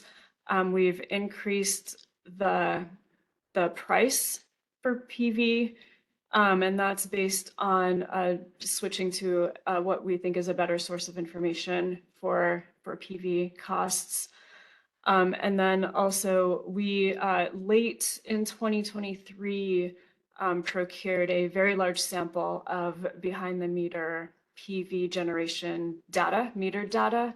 And so we have adjusted our capacity factors, so the performance of those PV systems based on that data. That data was showing that the generation that there was not as much generation coming from those systems as we had been assuming in previous years. And then I don't know if someone else from CPUC wants to touch on the front of the meter inclusion of those in the modeling. Sure, I can take a stab. Claire, it's a good question, but it's a huge question to try to answer. So I don't want to give a non-answer by saying there will be inputs and assumptions stakeholder process in Q1 for the integrated resource planning process part of this, but that's the main place that I would try to plug in to try to address some of the many questions that you looped in there that are very thoughtful and tough. We do engage in a lot of analysis to try to get to the optimal portfolio or portfolios that we think will reach the state's goals, at least for CPUC's jurisdiction. And decisions do have to be made that we look forward to hearing your input on regarding what inputs to use, what cost perspectives to use, what costs to use once you've made that decision about which cost perspective do you reflect in your analysis and how, which can really change the answer to whether certain resource types show value for the grid and meeting all of our needs or not. Stephanie, anything you would add from ARB's perspective? I guess I would just say that, when we do scoping plan modeling, we do look to our agency partners at CPUC and CEC and try to align with assumptions. The last scoping plan modeling did incorporate CEC's behind the meter PV assumptions, and demand response and battery storage were selectable resources by resolve. So we do, seek to align with our partners and have a robust stakeholder process to get input from folks as well as we develop our modeling assumptions. Thanks so much. I know we all want to get to the same objective, but it is so critical that we're able to analyze the potential impact of in front of the meter storage and PV on the distribution grid, where we avoid the interconnection backup and the costs of transmission to rate. So, but thank you all very much for continuing to wrestle with these issues. Thank you, Claire. Now for the panelists of the panel that just finished. There are 2 questions in the chat if you want to see them, or sorry, in the Q&A, if you want to see them written. I'll verbalize the first one here. Can the panelists please speak to whether they see value for additional coordination between the DPP, which I assume is distribution planning process, but Zoe, please correct me. For example, known loads and high demand centers, and the IRP managed busbar mapping process. At this time, these 2 processes are largely unified through application of the IPER. Zoe, I wasn't on this panel, but being part of the IRP busbar mapping process, I can quickly answer that I think it would be a positive development for more connection between the processes that you're describing. But panelists, any further thoughts there?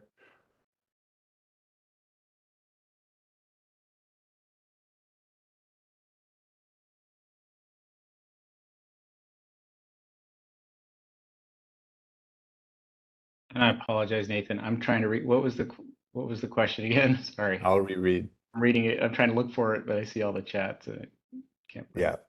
From Zoe Harold at GPI, can the panelists please speak to whether they see value for additional coordination between distribution planning process and IRP managed busbar mapping process? At this time, these 2 processes are largely unified through application of the IPER. It's an interesting question. I think there's probably an opportunity for some better alignment there. I think what we're seeing potentially is more on the grid need side, though, in that difference, not necessarily the resource side. But what I mean by that is that we might, and I was kind of alluding to this earlier, where we might, especially with new needs, new demand needs coming through the distribution process, those may not necessarily be seen at the transmission planning process, because those are highly localized needs, for example, and we may miss approval of various projects because some might come through, our local needs that may not be seen on the transmission side. So I think we really want to sort of identify areas that we see some more alignment between what we're doing on transmission and distribution, sort of at the ISO, and explore any modifications to the MOU across agencies on the ISO around thinking about that issue. But there could be also some needs to look at resource mapping with regards to, I would say, potentially more on the local side. If we're talking about local reliability, that could be a potential kind of area of concern as we move into the future, especially as potential plants start retiring, et cetera. Any other panelists want to chime in? If I could chime in a little bit, I haven't been a little quiet. I can't speak to Zoe's question too much directly, but I can speak a little bit more to this discussion we've been having about the demand side and the ESP perspective about that, because ESPs, they serve predominantly, almost exclusively, commercial load. But when we get to the planning processes at the CPUC and the procurement processes, the behind the meter assumptions come from the IPER, and we all know that that's largely concentrated more in the residential sector than the commercial sector. And what we end up seeing is in both IRP and RA, kind of like more behind the meter show up for ESPs than what actually exists. And so there's, I think, definitely room for improvement to get greater alignment there, because right now ESPs are seeing, we have our real expectation, and then we have what's being assigned from the state. So I just wanted to make that point as something that we'd like to see more action on.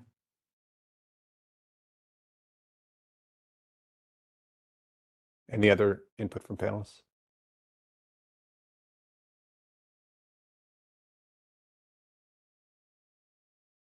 Okay. Well, Vice Chair Gunda. Nathan, just wanted to follow up on Mary's comment, Mary, could you just help highlight? I mean, this is something that I don't closely track, how the ESPs participate in the demand forecasting process.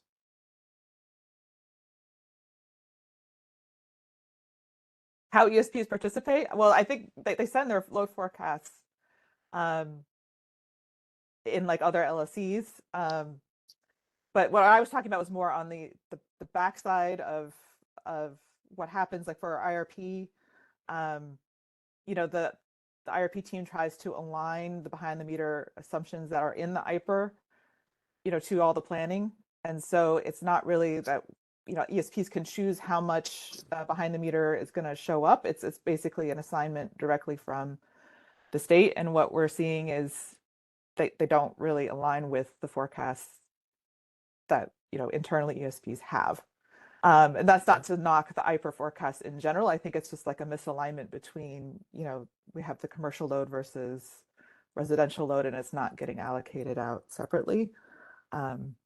So is that helpful? No, that's super helpful. So I think I would love to follow up, because I think one of the things that we're beginning to see is the need for more and more harmonization on geographical and temporal alignment because of the number of LSCs we have, and kind of the different places where the big loads are showing up. So I think it'll be really helpful to have a conversation on how to continue to harmonize the kind of the bottom-up work that you're doing, to think about specific to your clientele, or kind of the pieces that you're looking at, how to harmonize the demand forecast and distribute. So we'll follow up. Thank you. That's really helpful. Sure. Simon, in the name of keeping us on schedule, I'm going to ask panelists to actually take a look at the Q&A function. So again, the button in the lower right of your WebEx screen with horizontal 3 dots on it. Click that, you'll see Q&A. There's one last question from Nancy Rader to the panelists regarding clean firm resources versus others. Please, panelists, do take a look at that. And if you want to take a crack at a text response, you can do that at your leisure over the course of the next few minutes. Back to you, Simon. Thank you, Nathan. Yeah, so now we're going to turn to the next set of presentations on overcoming challenges to implementation of SB 100 goals. And we have a number of panelists that will be making presentations here. I'll just briefly run through them, and they can introduce themselves as they come forward. So we have Neil Roffin at the PUC. We have Christy Sanada at the CAISO. We have Rohima Mali at GoBiz, and we have John Olson from SMUD. So with that, I will turn it over to you, Neil. Thanks, Simon. Morning, folks. Yeah, my name's Neil Raffin. I'm with a new team formed within the Energy Division of the Utility Commission within the IRP process, the Integrated Resource Planning. And we're focused on the transmission interconnection opportunities and challenges attentive to actually the SB 100 goals and challenges that have very, very much been a theme of the discussion so far, and more to come here. I'm basically going to just outline how we collectively plan for new transmission that's needed for SB 100, and then touch on how we're tracking against how we go about tracking the progress to build that new transmission. So really two key things I want to share about here. So on the next slide, firstly, just to recognize transmission and generation, and my team really is at this nexus between the resource planning done in IRP process and then the transmission planning done at the California ISO. And there's an interesting relationship here between transmission and generation. And, transmission can be an alternative to generation in load pockets and vice versa. So in a sense, a competitor. But then, of course, transmission is key to delivering new renewable energy to load. And I'm covering both of those considerations here. But on the latter, A stark example are the new high voltage lines we know we need to access out of state wind or other new areas for wind. But there's also the need for strengthening our existing grid to handle the change in power flow resulting from new generation in existing resource areas. So transmission, from the analysis we see in integrated resource planning as well as SB 100 work, is key to bringing those new resources online. And so on the next slide, just want to point to the coordination that we've touched on already this morning, but just really tied to transmission now. So there's an MOU between the PUC, the Energy Commission, and the ISO that was first entered, or the most recent. There's a 2010 MOU. A key point about that was having all our planning processes use a common electricity forecast, and Heidi from the CC presented how that forecast is performed and what the various use cases are. And then the MOU was enhanced, I suppose, in 2022 to really strengthen the interaction between the load forecasting, the resource planning, and transmission planning, bringing in SB 100, which of course had been adopted by 2022. And importantly, the MOU directly connects the linkages between planning, procurement, direction, and the ISO's interconnection process, along with local planning. On the next slide, I'll take a few minutes on the CPUC's integrated resource planning process and where specifically it interacts with CAISO's transmission planning process. And so just to orient you on this schematic on the right here, the portfolios from the integrated resource planning processes are shown on the left, the base portfolio and the sensitivity portfolios. And they input to the three broad assessments that CAISO performs as part of transmission planning, as indicated by the arrows. I think just to touch briefly on those three types of assessment to determine the need for new transmission. The reliability assessments essentially looking at, does demand forecast changes or other changes lead to us needing upgrades to keep reliability standards? The policy-driven assessment, that's really looking at, are there upgrades or new transmissions needed to reach new solar and wind, say, for meeting GHG reduction or other policy requirements. And then, of course, economics is considered in both of those assessments, but the economic assessment category here on the right is looking for opportunity to reduce congestion around the grid. So then just going on to the next slide, just more on the IRP process and the portfolios that Molly Sturkle explained earlier. So she talked through how the IRP process results in a planning portfolio of the optimal mix of resource types and amounts by year needed to meet our goals, including SB 100, or at least on the trajectory to 2045 SB 100. And now that's done over a 2 to 3 year IRP cycle, as Molly explained. So to interact with the annual process, the CAISO performs transmission planning. Sometimes the input portfolio transmission planning will be the adopted portfolio from IRP coming out of the end of that IRP cycle. And in interim years, it could be updates on the prior adopted portfolio without the need for a whole IRP cycle to generate it. And so just to translate to transmission planning terminology, that's the base portfolio.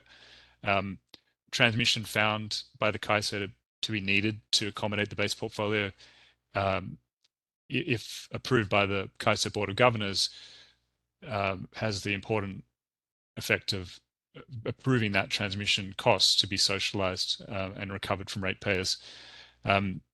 Then sensitivity portfolios, another key term in the transmission planning process. These are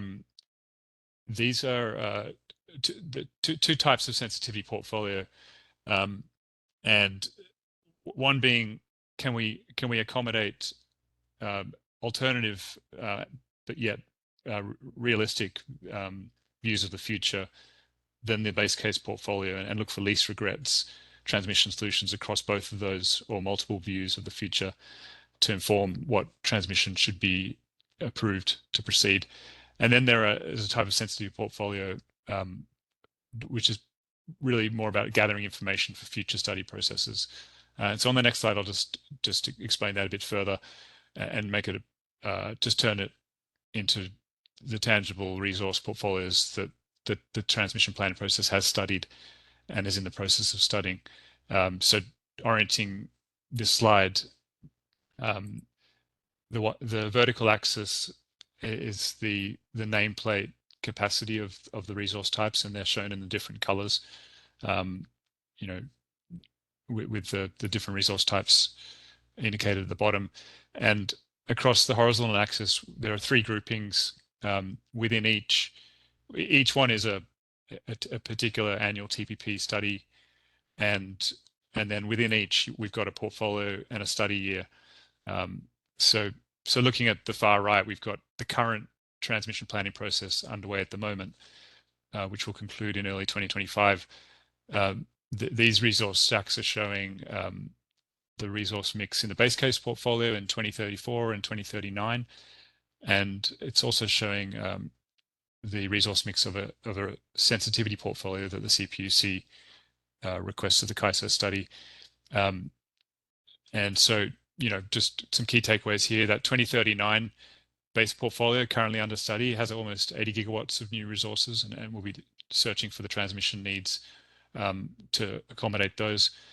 And then that gas retirement sensitivity on the right, that one is an information gathering type of sensitivity. So it's not intended to be a projection of a realistic future, but it's to enable future planning. It's exploring, okay, what if 10 gigawatts of gas retired? What would the high level transmission solutions need to be to accommodate that? What would they cost? What would the rough timelines to bring them on be? And then that information can be used in the next round of planning.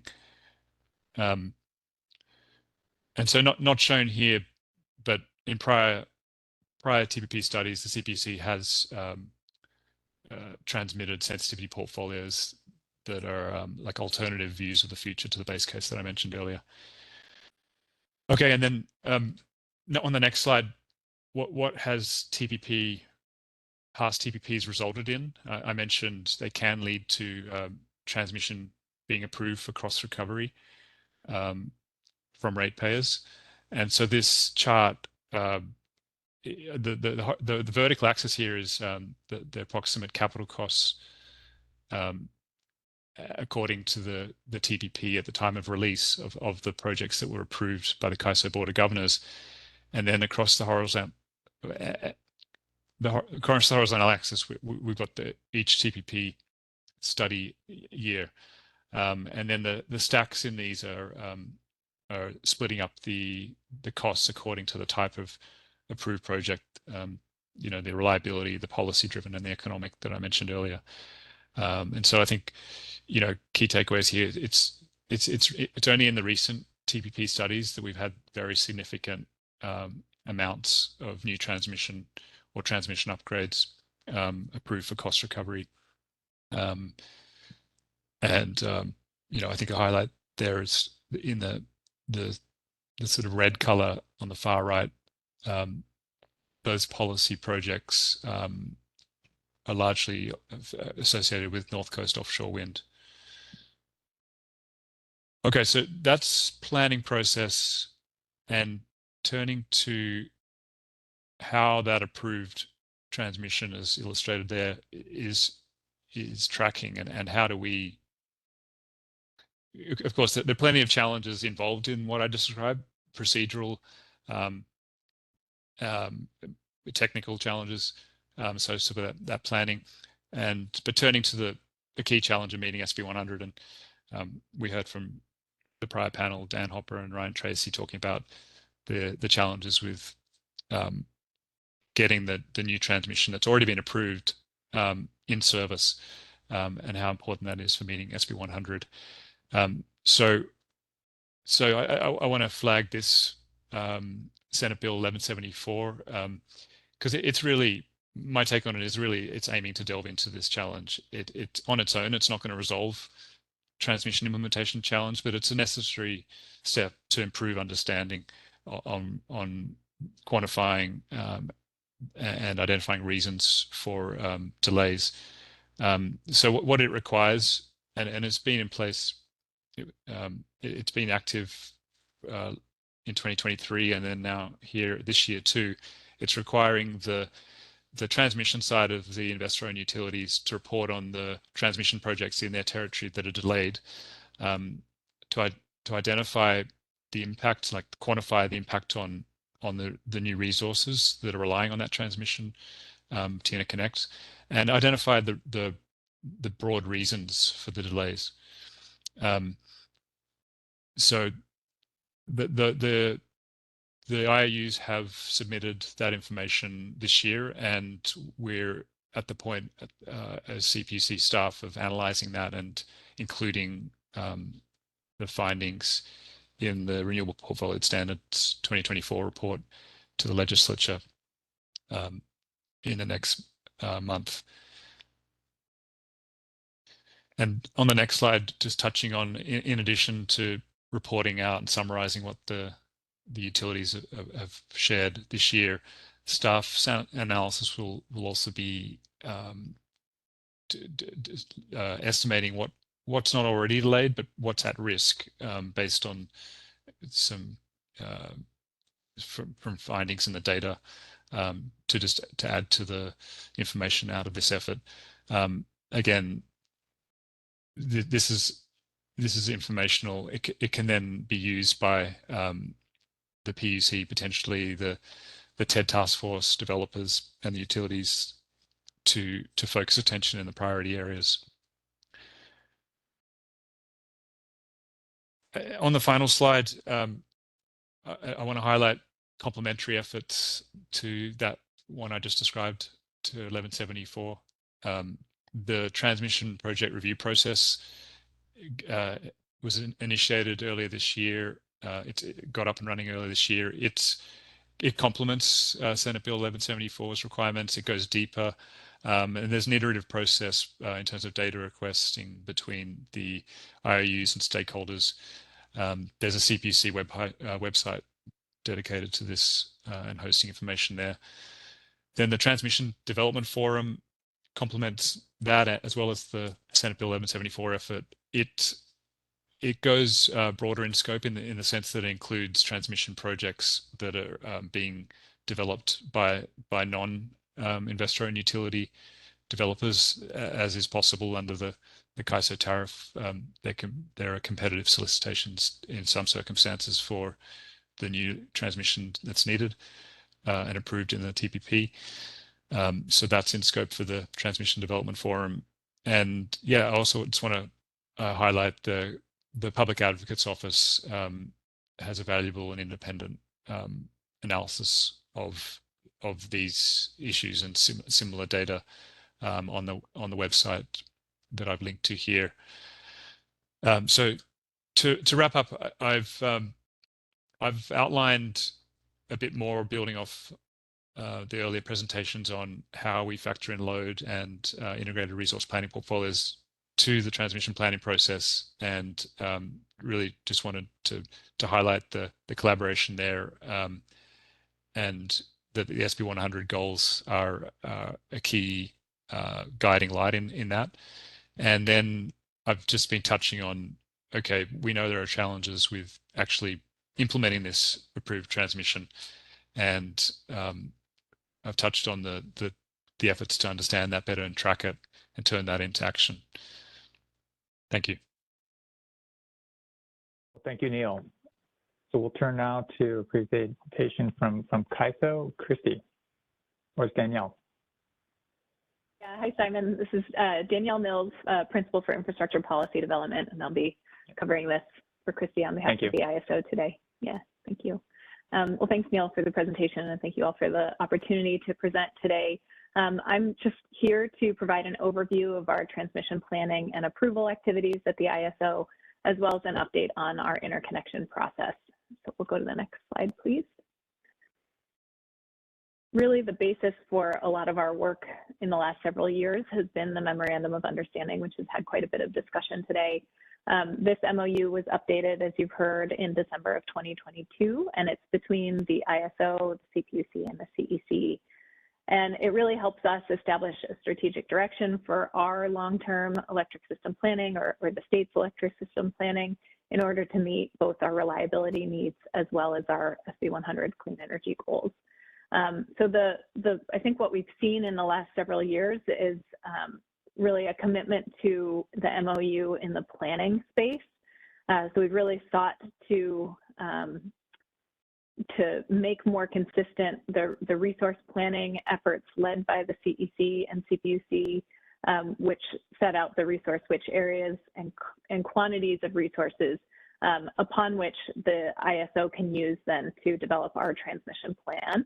Our transmission plan then identifies upgrades and zones for available resource procurement from the load serving entities, as well as informs interconnection requests in our revised interconnection process. And the goal was really just to tighten all of these linkages to make this a really cyclical and seamless process with clear roles and accountability, and also just really consistent inputs and coordination on what the basis of our planning efforts are and how we execute on those. So we'll go to the next slide, please, and kind of take a deeper look at how this has resulted. And I appreciate Neil's reference to some of the work that we've done and how it's yielded additional approved transmission in the last several years. But we lead the transmission planning process for the ISO footprint. And as I said, we coordinate with the load forecast from the CEC and the resource planning from the CPUC. Our annual 10-year transmission planning process is where we formally approve documents and projects for expansion in the ISO footprint. We have had a couple of really significant approvals in the last several years. In the past, we've had about a 10-year average of $650 million per year. And we've gone up to $3 billion in the 2021-2022 plan, $8.1 billion in the 2022-23 plan, and $6.1 billion in the most recent 2023-2024 plan. And this is all really, we heard this morning too of just the trajectory that we're on with resource development and generation in the state with the new procurement requirements and what we're going to need to achieve our SB 100 goals. And this is really a reflection of that. So as we build out those resources in those resource-rich areas, we also need to make sure that we're building and delivering the transmission that's going to be necessary to deliver those resources to load centers. This is also accounting for the load growth and clean energy needs and electrification goals that have been included in some of these initial resource plans and demand forecasts. And we're also focusing on some of the most efficient and effective long-term solutions, such as grid enhancing technologies. And so we do look at advanced conductors and have approved quite a few advanced conductor projects in our previous transmission plans. We continue to look at those on an ongoing basis in our annual transmission plan. We also conduct a 20-year outlook. In the past, we've done this in 2022 and put another update out in July of this year. This really helps us kind of look at where we need to go as a state and as a system out in the longer term, 20 years ahead. So this most recent one looked out to 2045 when we have to meet our SB 100 objectives, and allows us to sort of make sure that we're on the right course for developing those resources in time so that we can be sure that we have a reliable and affordable transition to a clean energy system.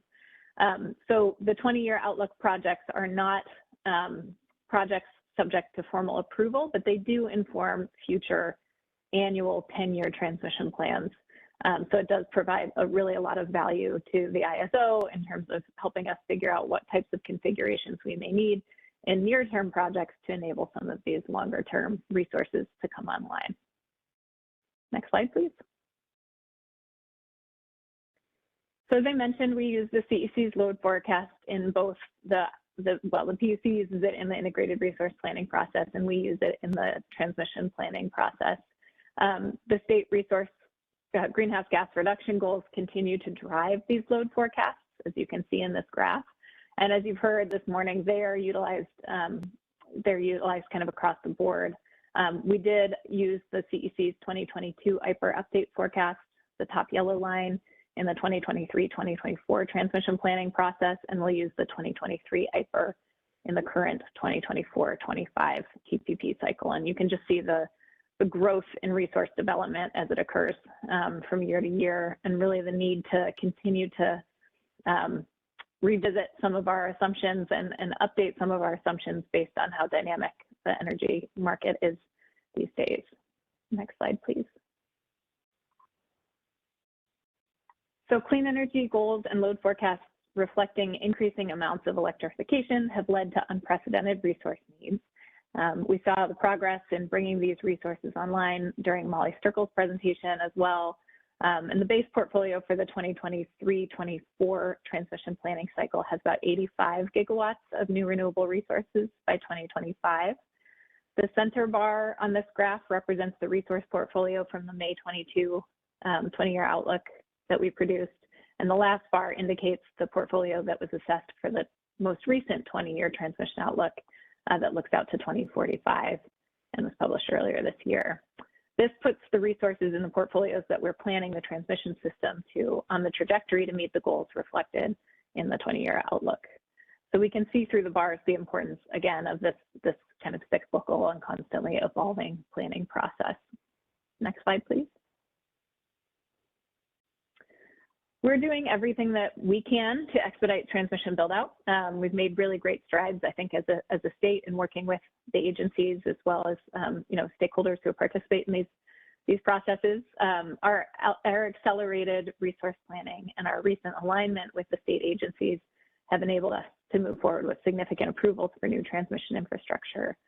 So the most recent project, or the most recent plan, approved 26 individual projects needed for reliability and policy, as I mentioned, for a total of $6.1 billion, including transmission to access offshore wind off the Northern California coast. And then the 2024 20-year outlook, I think I've covered that sufficiently, but I do want to highlight that for both of these, we're looking at now zones in transmission planning. This is something that we began in the 2022-2023 transmission planning process. And we are really now identifying transmission and resource capacity associated with designated zones that make the most economic and operational sense for development. And this is designed to better synchronize power and transmission planning, interconnection queuing, and procurement. So I'll talk about this a little bit when we get into the interconnection process that we recently revised. Next slide, please. So as I think you've all heard today, there's been just really significant growth in competition and interest for new clean generation. And those recent circumstances have necessitated really transformational changes to the ISO's interconnection process. So with resource portfolios calling for such significant amounts of new nameplate capacity per year, we began to see interconnection requests skyrocket in clusters 14 and 15, so in the last several years. Many of these interconnection requests are not part of the state resource plan, so we're seeing a lot of interconnection requests for development in areas that haven't been identified in the PUC's busbar mapping process and don't really align with the resource needs of the state. And so with that in mind, we really shifted our interconnection process to focus more, as I said, on the zones where we do anticipate transmission development. And we're working through this queue right now, but really what necessitated these reforms was that we, at the end of cluster 15, had over 347 gigawatts in the queue just for cluster 15 alone.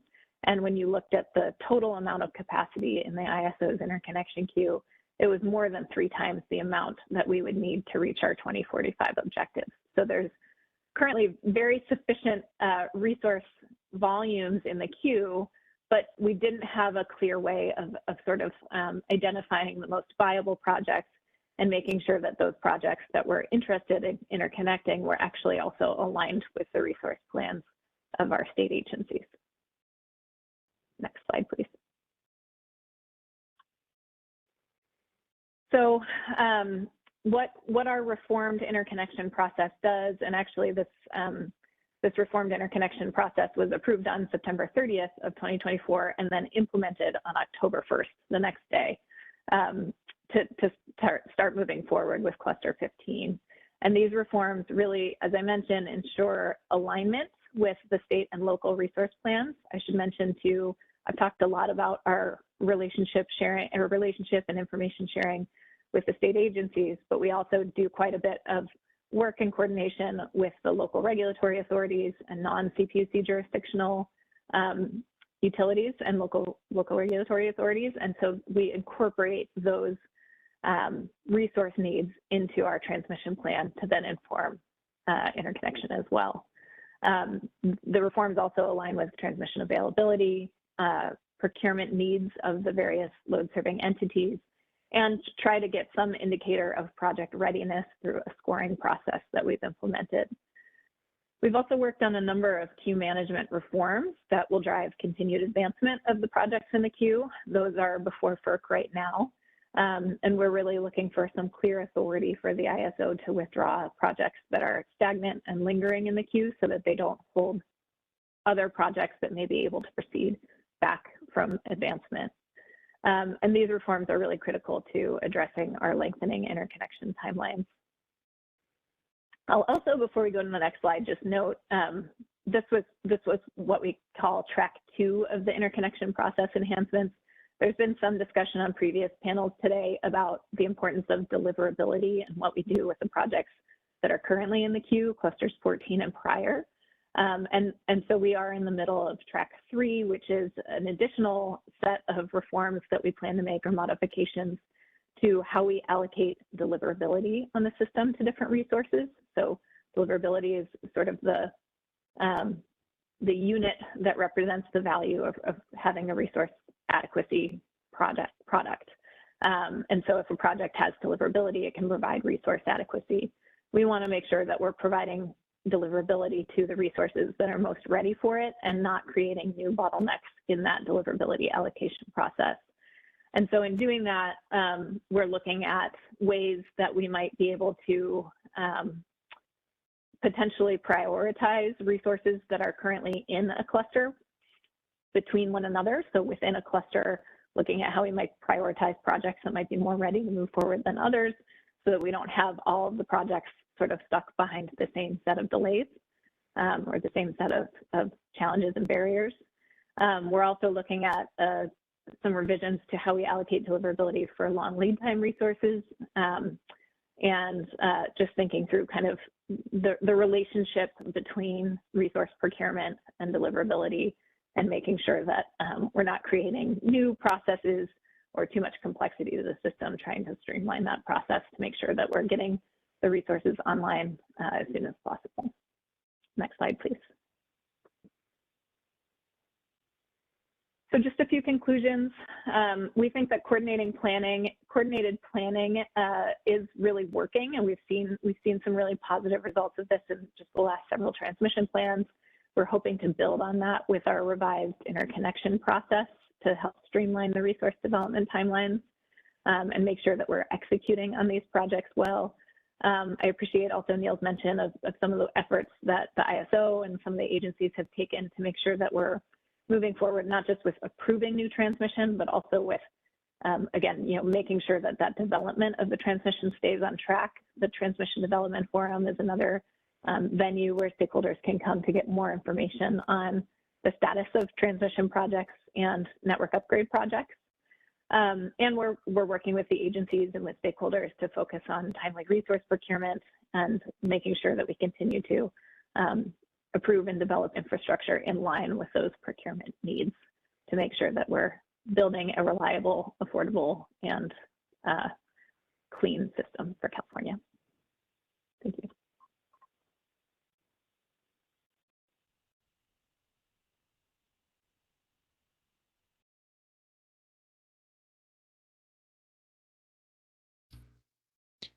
Simon, I think you're on mute.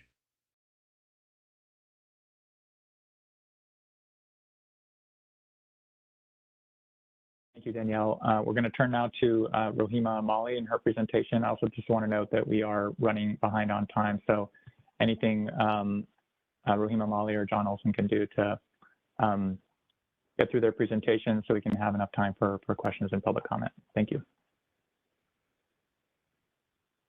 Hi. Okay, I'll run through this as quickly as I can. Rahima Mali with the GoBiz Energy Unit. I'm here to talk about the Tracking Energy Development TED Task Force, what we do and how this helps with meeting our SB 100 goals. Next slide, please. So just a little bit of background, TED Task Force came together informally after the governor issued an executive order in 2021 that directed the agencies to better coordinate on deployment of clean energy goals. So it's a joint interagency effort between the Energy Commission, the Public Utilities Commission, GoBiz, and the CAISO. Where we come together and do outreach to developers that have projects under contract, which means that these projects have been reported to the PUC for IRP, and these are the projects that the state are expecting to come online to meet our energy goals. And so through our conversations and outreach with them, we learn about what are the issues plaguing deployment that is delaying project COD, and then the task force will get together to see how best we can unstick some of these situations if possible. So through the information gathered, next slide please. These are the main themes and issues that have come up in our conversations and discussions with the developers. Permitting, you've heard before, can take a really long time. Supply chain issues have come up again and again that are delaying project COD and getting on the grid. Interconnection and transmission, those are sometimes related to supply chain issues when there is a network upgrade needed for a substation. The developer or the interconnecting, the PTO may not be able to get the circuit breakers or transformers needed to upgrade the substation to interconnect the project, which then delays the project coming online. And what we've heard is that these delays now are anywhere between 2 to 4 years, which is really worrisome in terms of how does the state continue to deploy enough renewable energy to meet our climate goals. So within some of these issues, I'm gonna kind of really go over quickly what some of the efforts that the state is doing to tackle some of these issues. Next slide, please. So under the Clean Energy Reliability Investment Plan, GoBiz received some funding to perform an assessment of the local jurisdictions' permitting processes for renewable energy. As you saw on the last slide, permitting is one of the issues that keep coming up and again. It's either sometimes it's just staffing and capacity turnover. Staffing turnover and capacity. Some of these counties and local jurisdictions are experiencing a boom in utility scale project deployment, and whereas in before they've not had that, and so there is some experience and expertise that they're lacking, which is sometimes taking a long time for them to review an application. What we've been hearing a lot is community opposition to battery energy storage system projects due to the concerns of fire and the fire risks from these projects. Some of the local jurisdictions have placed either a moratorium or just have halted informally approving some of these storage projects. And so this assessment that GoBiz is undertaking right now is to look at what are the challenges and the pain points to permitting at local jurisdictions and what are the opportunities there are for the state to provide assistance. So it is, taking a statewide approach to understanding how they permit and developing some smart practices that these local jurisdictions can adopt, perhaps providing model templates or ordinances, knowing that some of these jurisdictions are updating land use and ordinances related to renewable energy, what that can look like, and just certain other efforts that a guidebook that some of these jurisdictions may be able to take into consideration when looking at how they can improve and make their processes more effective. The Energy Commission, the opt-in process, now in 2022, the legislature approved AB 205, which provided the Energy Commission authority to permit renewable energy projects. Once a project is deemed complete or the application is deemed complete, the CEC has 270 days. So pretty much, putting a time to providing a yes or a no for the project application.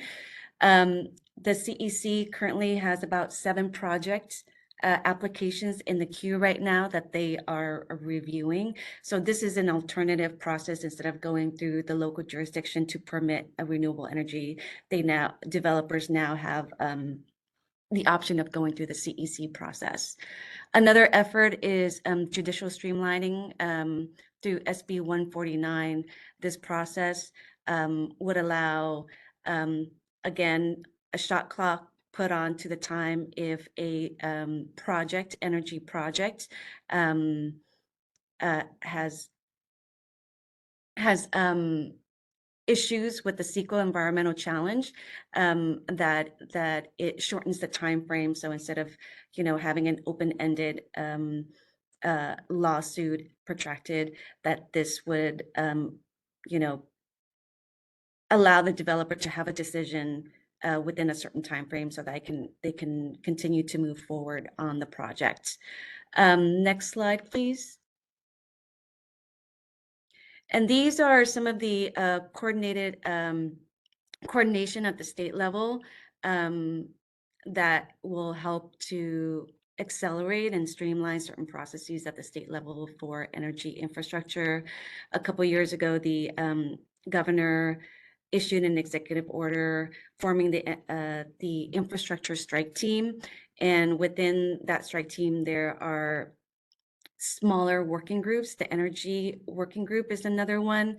So this consists of the energy agencies, including GoBiz, to get together to understand what are the efforts that are already underway to help accelerate energy infrastructure. What can the state do to improve that and to increase coordination to deploy these energy infrastructure projects a little bit more quickly, and to identify, available federal and state funding to move these projects along. And most recently, the governor convened a battery storage collaborative, which includes the CEC, PUC, GoBiz, the Office of State Fire Marshal, CARB, and OES to coordinate on how do we look at battery storage technologies its evolving nature and to see how the state can get ahead in terms of the safety impacts. So this will help us better coordinate amongst the agencies of how we can partner and on activities together going forward and improve in education outreach and how we deploy and the state and deployment of these projects going forward. So this list is not exhaustive. I think Danielle went over the IPE process, so that is another effort underway to tackle the deliverability challenges. That's also been cited by the developers. There's also the PUC GO 131D revisions that is supposed to help permitting and speed up permitting for transmission. And there are many, many other efforts along the way, but these are just some of the things that we are doing to kind of help move things along and you know, and some of this will take a couple years for us to realize its impact. But you know, for us to continue coordination, I think will really help the state address some of these issues that's been presented today. Thank you, Rahima. Appreciate the presentation. John? Good afternoon, everybody. I really appreciate the opportunity to participate in this very complex but interesting and important conversation. A little bit about SMUD, just as I'm introducing. We are the 6th largest community-owned utility in the U.S. We have about 645,000 customers, about 2,300 employees, and we are a municipal utility district who is a member of the Balancing Area Authority of Northern California. We have a tight relationship with CAISO from the perspective that in 2019 we joined the EIM market, and we value the California Balancing Area as a strong strategic partner in everything that we do. Next slide. So today I'm going to kind of touch on 3 things. SMUD's alignment with SB 100 in general, a few challenges. And I really appreciate the conversation and being able to follow the earlier panel, because even though my presentation is kind of titled Long-Term Perspective, I think what became really apparent to me was that many of the short-term issues or the current issues really are also the same themes that extend into the medium and longer term. So I think there's a lot that I can build on from the earlier conversation, and kudos to that entire group for that conversation, because it was very rich and helpful. And then a couple of thoughts and recommendations. One other quick thought before I get into the meat, though, is that I think that one of the things that I recognized from listening to that earlier panel, plus kind of what I've experienced over the last several years, is the utilities sector and its regulatory construct and even with POUs, IOUs, from a historical perspective, has really been approached resource planning, from a prudent and pragmatic perspective. And that takes time. And it's served the ratepayers of California and actually all of North America pretty well over that time. What's different is that I think societal and even LSCs and regulators' appetite for the speed of change in which addressing GHG, that is really sped up. And so now we kind of have this structural mismatch between what has been, historically well-vetted planning constructs and society as a whole's appetite for the speed of change. That's a kind of core to all of the issues that I think that panel earlier was referring to, and much of what you'll hear from me today. Next slide. So from an alignment perspective with SMUD, we have aggressive decarbonization goals that are every bit consistent, and in some cases maybe a little bit ahead of the SB 100 requirements, mostly on a time frame. We really want to be as carbon free as we possibly can from a resource portfolio by the 2030 timeframe. In order to do that, we really take an all of the above approach. And the all of the above approach really means looking at the proven clean technology that we know is here today, but also then how do we get access to technologies for this transition period that we've all been addressing? And really, to me, the key to this whole thing and the heart of all this conversation is around the transition. We can all envision or we all know what we have today. We can all envision where we want to be, I don't know, pick a number, 20 years in the future. It's this transition that's the really difficult part of that. And so what kind of technologies are here for the transition and or for the long term? We are, in addition to technologies, we're looking at, and there's also some technology involved with this as well, but what can we ask our customers to do on the demand side or the distribution side of the grid? And how do you integrate with that with your overall energy portfolio? I think one of the things, or one of the struggles I've seen, not just within SMUD, but is the industry as a whole, is we start looking at things in a tunnel about what can our customers do. At the end of the day, that has to integrate with the overall and harmonize with the overall energy portfolio and the marketplace at large. The other thing we're looking at is really grants and partnership efforts. Those top three categories, and a lot of this is going to start talking them towards affordability. We need to be able to look at how can we share and not put all of the burden of the cost of this transition onto our ratepayers. So we're pretty aggressive in looking at grant and other partnership efforts along the way to help shoulder some of the burden from our ratepayers. I'd also say that there's diversity in everything that we do. And as being the person responsible for our wholesale market facing activity, I take this very seriously because, historically, diversity has been a very key thing to managing risk. So we look at it from a resources, not only types of resources, but fuels and technology. If we go, and I think just like anybody that's managing their own personal equity portfolio, too much of one thing can be really good or really bad. And so usually to manage that risk, you want to spread some of your risks out in different technologies and different fuels. But that also extends to a geographic approach. Again, being a market-facing person, been very active in the regionalization of markets. And this has had a number of different efforts over the years. And right now we're at a really good spot to be we joined EIM, as I mentioned, in 2019. We plan to be joining the CAISO's extended day-ahead market by 2027. And this is good not only for SMUD ratepayers and not only for California SMUD ratepayers, but when you have this strong regional market, you actually get to deeper decarbonization and integration of renewables in a reliable manner in a much better fashion. And so there's benefits for all involved as you expand out the diversity regionally.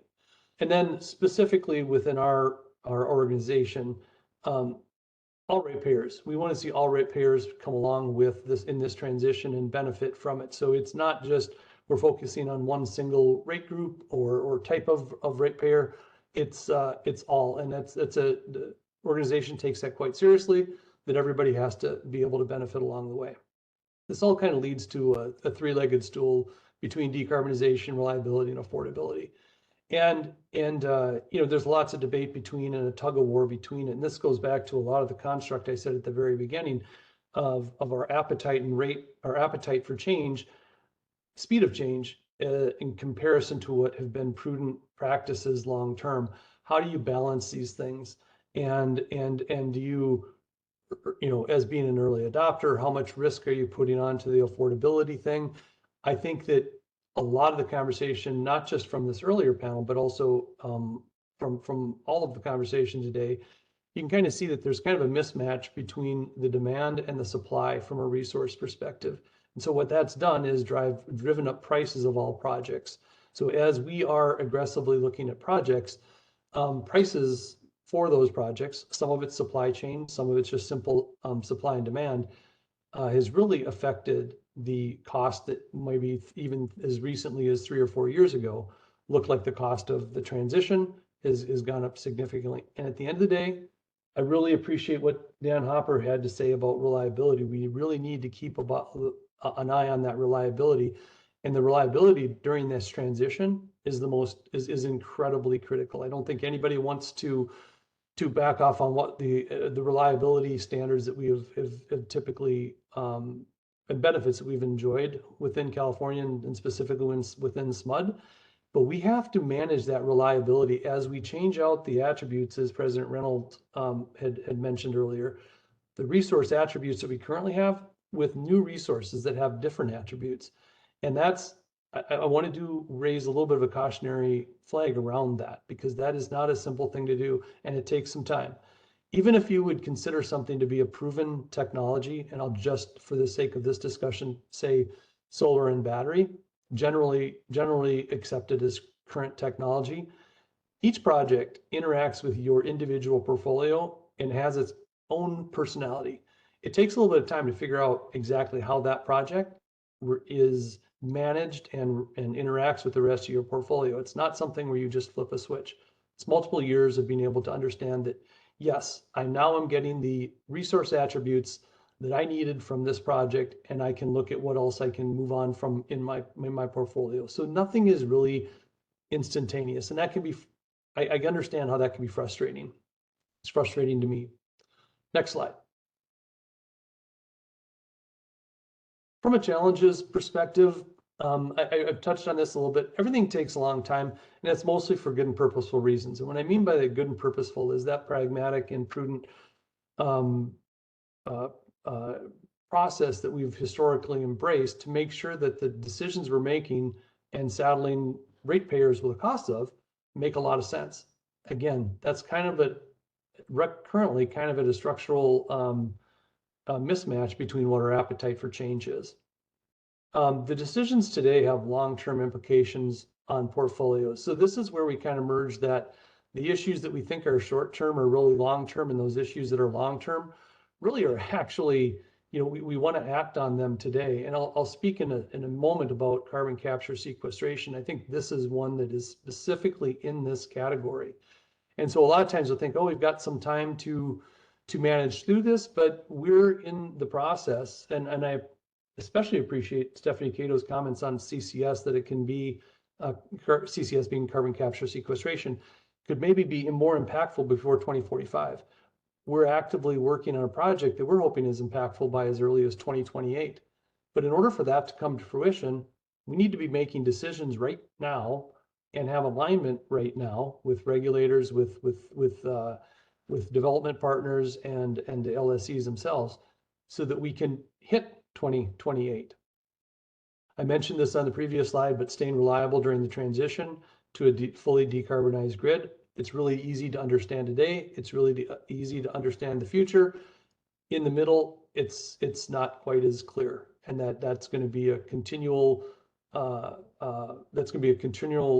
struggle or challenge for everybody to manage. I think that we had really good indications that we're seeing significant progress with this last summer. While there may have not been the extreme day, we had significant heat in the West, and it was about as smooth of summer, knock on wood, that we've had recently. And so I think a lot of that has to do with the investments in the grid that all LSCs and IPPs and all of the above have been doing, particularly in batteries. And then obviously, how do we do all of this? Because we all have really good goals and want to be able to move on to that future, but how do we keep this affordable for our ratepayers? Next slide. I guess I'm a little, or my screen's a little, okay, there we go. Recommendations going forward. A couple of key thoughts, high level. From a regulator decision and alignment is needed now for the treatment of transitional and long-term technologies. This is what I'm talking about with carbon capture and sequestration. There'll be roughly we'll have to be making final decisions, within a year to 18 months on going forward with this project. And we can't go forward with this project without knowing what the long-term treatment of carbon capture and sequestration is. So I think it's AB 950 that really addresses how CCS will be treated. And I'm not, I mean, it does have to be given some really good and prudent thought. We do need a decision and alignment sooner versus later for us to be able to do, for that project to come online and be impactful by 2028. My comment on carbon capture sequestration is that it's most likely a transitional technology. Some form of it might be around long-term, but it's critical for CCS to be online now, because I view that as decarbonization now. A lot of the conversations we've had from the different technical groups is really long-term in the future, whether that be 10 years, 15 years, or the 2045 goal for SB 100. Carbon capture really starts moving the needle on GHG today. So let's get some alignment on that. Last recommendation, from a regulatory objective, or keep regulatory objectives outcome-based and less prescriptive. And I think that we can all probably acknowledge that there's a lot of differences community to community, balancing authority to balanced authority, LSE to LSE.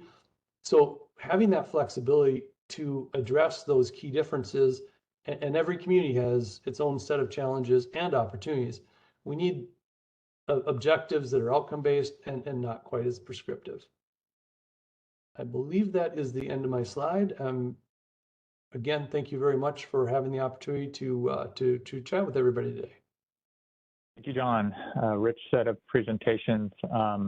Noting that we are a little bit over time, I did want to turn it now to the dais, see if there are any questions from the commissioners, and then we'll go hopefully swiftly to questions from the public. Simon, I'll just thank all the presenters. I thought it was really excellent. Each one was different and very informative. And then just turn to Commissioner Douglas in case she has any questions. Just join in the thanks and look forward to other questions that might come in.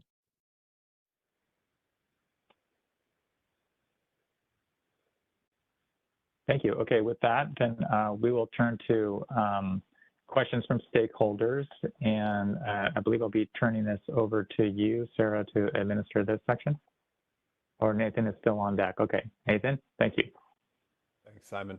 So reminder to participants, if you'd like to ask a question at this point, you can use the raise your hand function down at the bottom of your WebEx screen, or *3 if you're on the phone. Or if you want to type it, you can hit the button in the lower right with 3 dots on it and use the Q&A function there. It looks like we just got one. So question to panelists from Elliot Hoffman. When talking about CCS, do you include disadvantaged communities?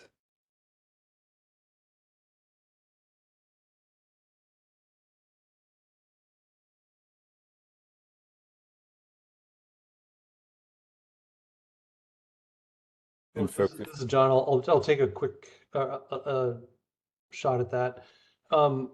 So from a carbon capture sequestration, it's going to be specific to the project. Oh, I'm sorry. Go ahead. Forgive me. I misinterpreted the acronym. DAC in this context is meaning direct air capture, but you might have already anticipated that, John. Ah, okay. So specifically what I'm talking about on the project in the near term is really around a fairly significant modification to an existing combined cycle power plant. And so in this case, it's capturing flue gas, stripping the CO2 out of that. So it's not direct, it wouldn't be direct air capture in the project that I'm talking about.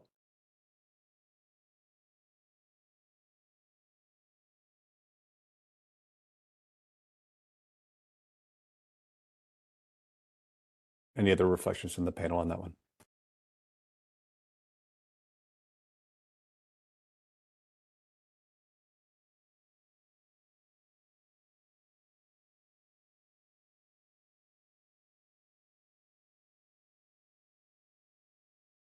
Hearing none, and I don't see any more cues in the Q&A or hands raised, so I think we can pass back to you, Simon. Thank you. So we've come to the part of the agenda for public comment now. So anybody wanting to make comment at this point can raise their hands. And is it Sarah that's going to be administering this section? Yes, I can.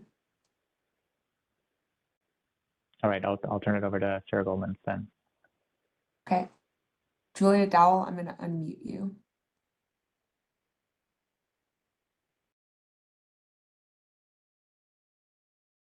Hear me? Yes, we can. Great. Thank you. Hello, California Energy Agencies. My name is Julia Dowell. I'm a senior campaign organizer with Sierra Club. I want to thank you so much for this webinar and transparency on the progress agencies and LSEs have made towards the SB 100 goals. Sierra Club is very thrilled about the state's ambitious clean energy goals. I have a few comments regarding how the state reaches these clean energy goals that I want to share with you all. First of all, we urge the state to reach 100% clean energy in terms of generation rather than retail sales. If the state only looks at retail sales, we will be missing out on decarbonizing a critical percentage of the grid. We also want to highlight the importance of retiring all gas plants across the state as part of reaching 100% clean energy. We fear that if all gas plants are not retired and we instead rely on direct air capture to reach our 100% clean energy goals, we risk allowing gas plants to continue to harm communities and our climate. If we don't retire all gas plants, we cannot truly achieve a just transition to clean energy. We're also very concerned about hydrogen production from the grid. Allowing hydrogen to be produced from the grid risks increasing our energy demand and using resources that should be helping us meet demand to instead make hydrogen, which has an extremely low efficiency rate. We're very pleased with how the state has been expanding battery storage capacity, and we encourage you to incentivize battery storage as a long duration energy storage resource rather than hydrogen. Finally, we are also excited about the state's progress towards offshore wind development. We encourage the CPUC, CEC, and CAISO to work closely on transmission planning for offshore wind in order to ensure that offshore wind resources are directly connected to gas plant retirements, especially in environmental justice communities. We look forward to continuing to work with the CEC, PUC, CARB, and CAISO to reach 100% clean energy in a way that is timely, equitable, and just. Thank you. Thank you, Julia.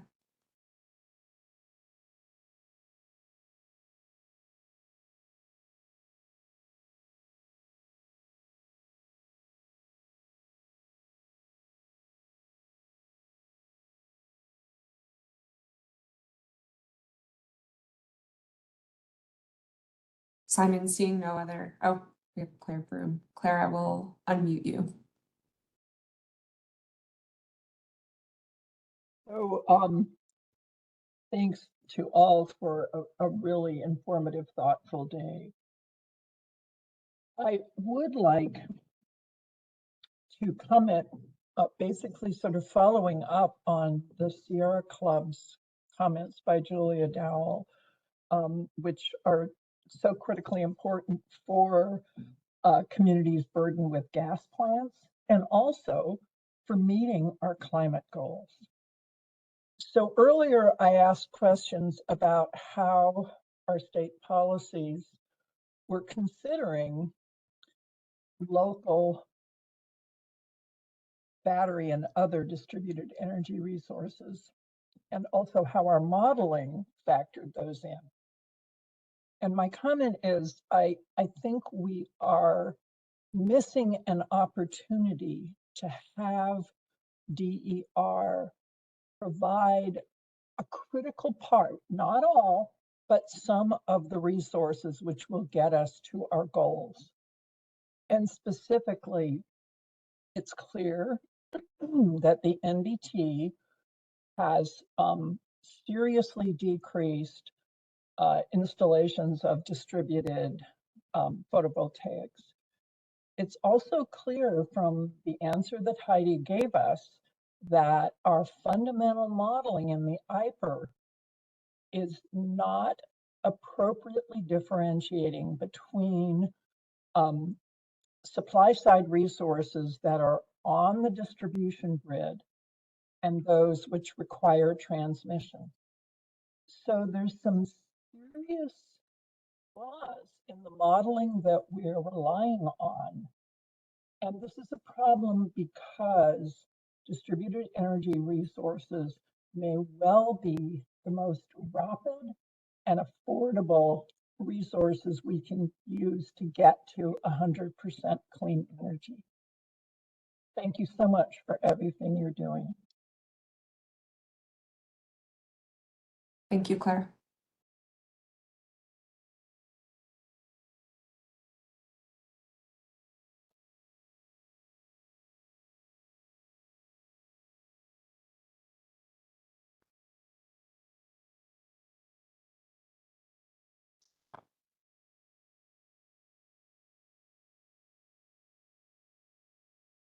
I'll say last call for public comment. If not, Simon, I'll turn it over to you to wrap the workshop up.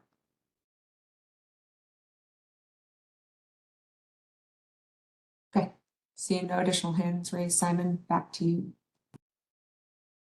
Okay, thank you, Sarah. Well, this has been an excellent workshop. I really appreciate all the presentations, and I myself have learned a lot. So I want to just thank everybody for their participation, the presenters and the stakeholders.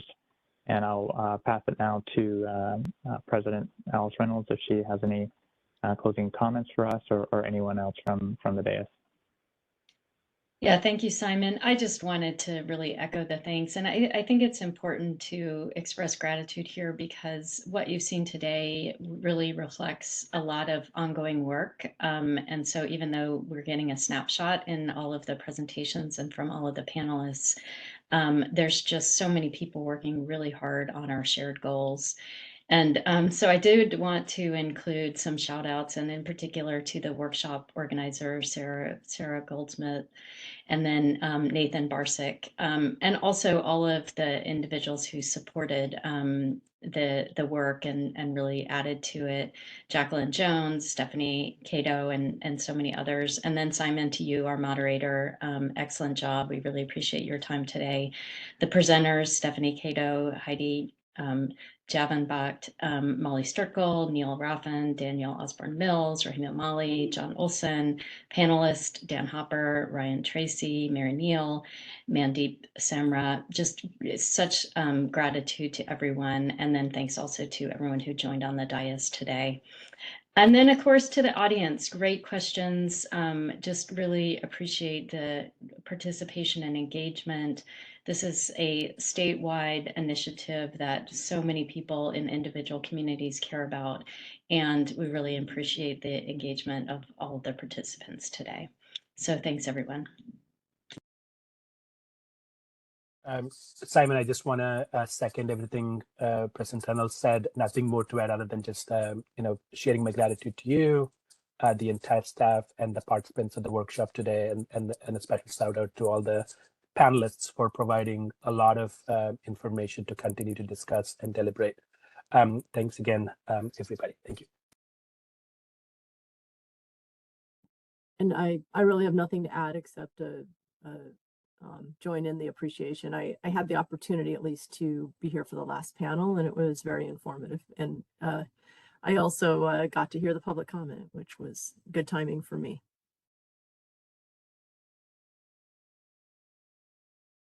All right, well, once again, thank you. And so we will bring the workshop to a close. Thank you. Adjourned.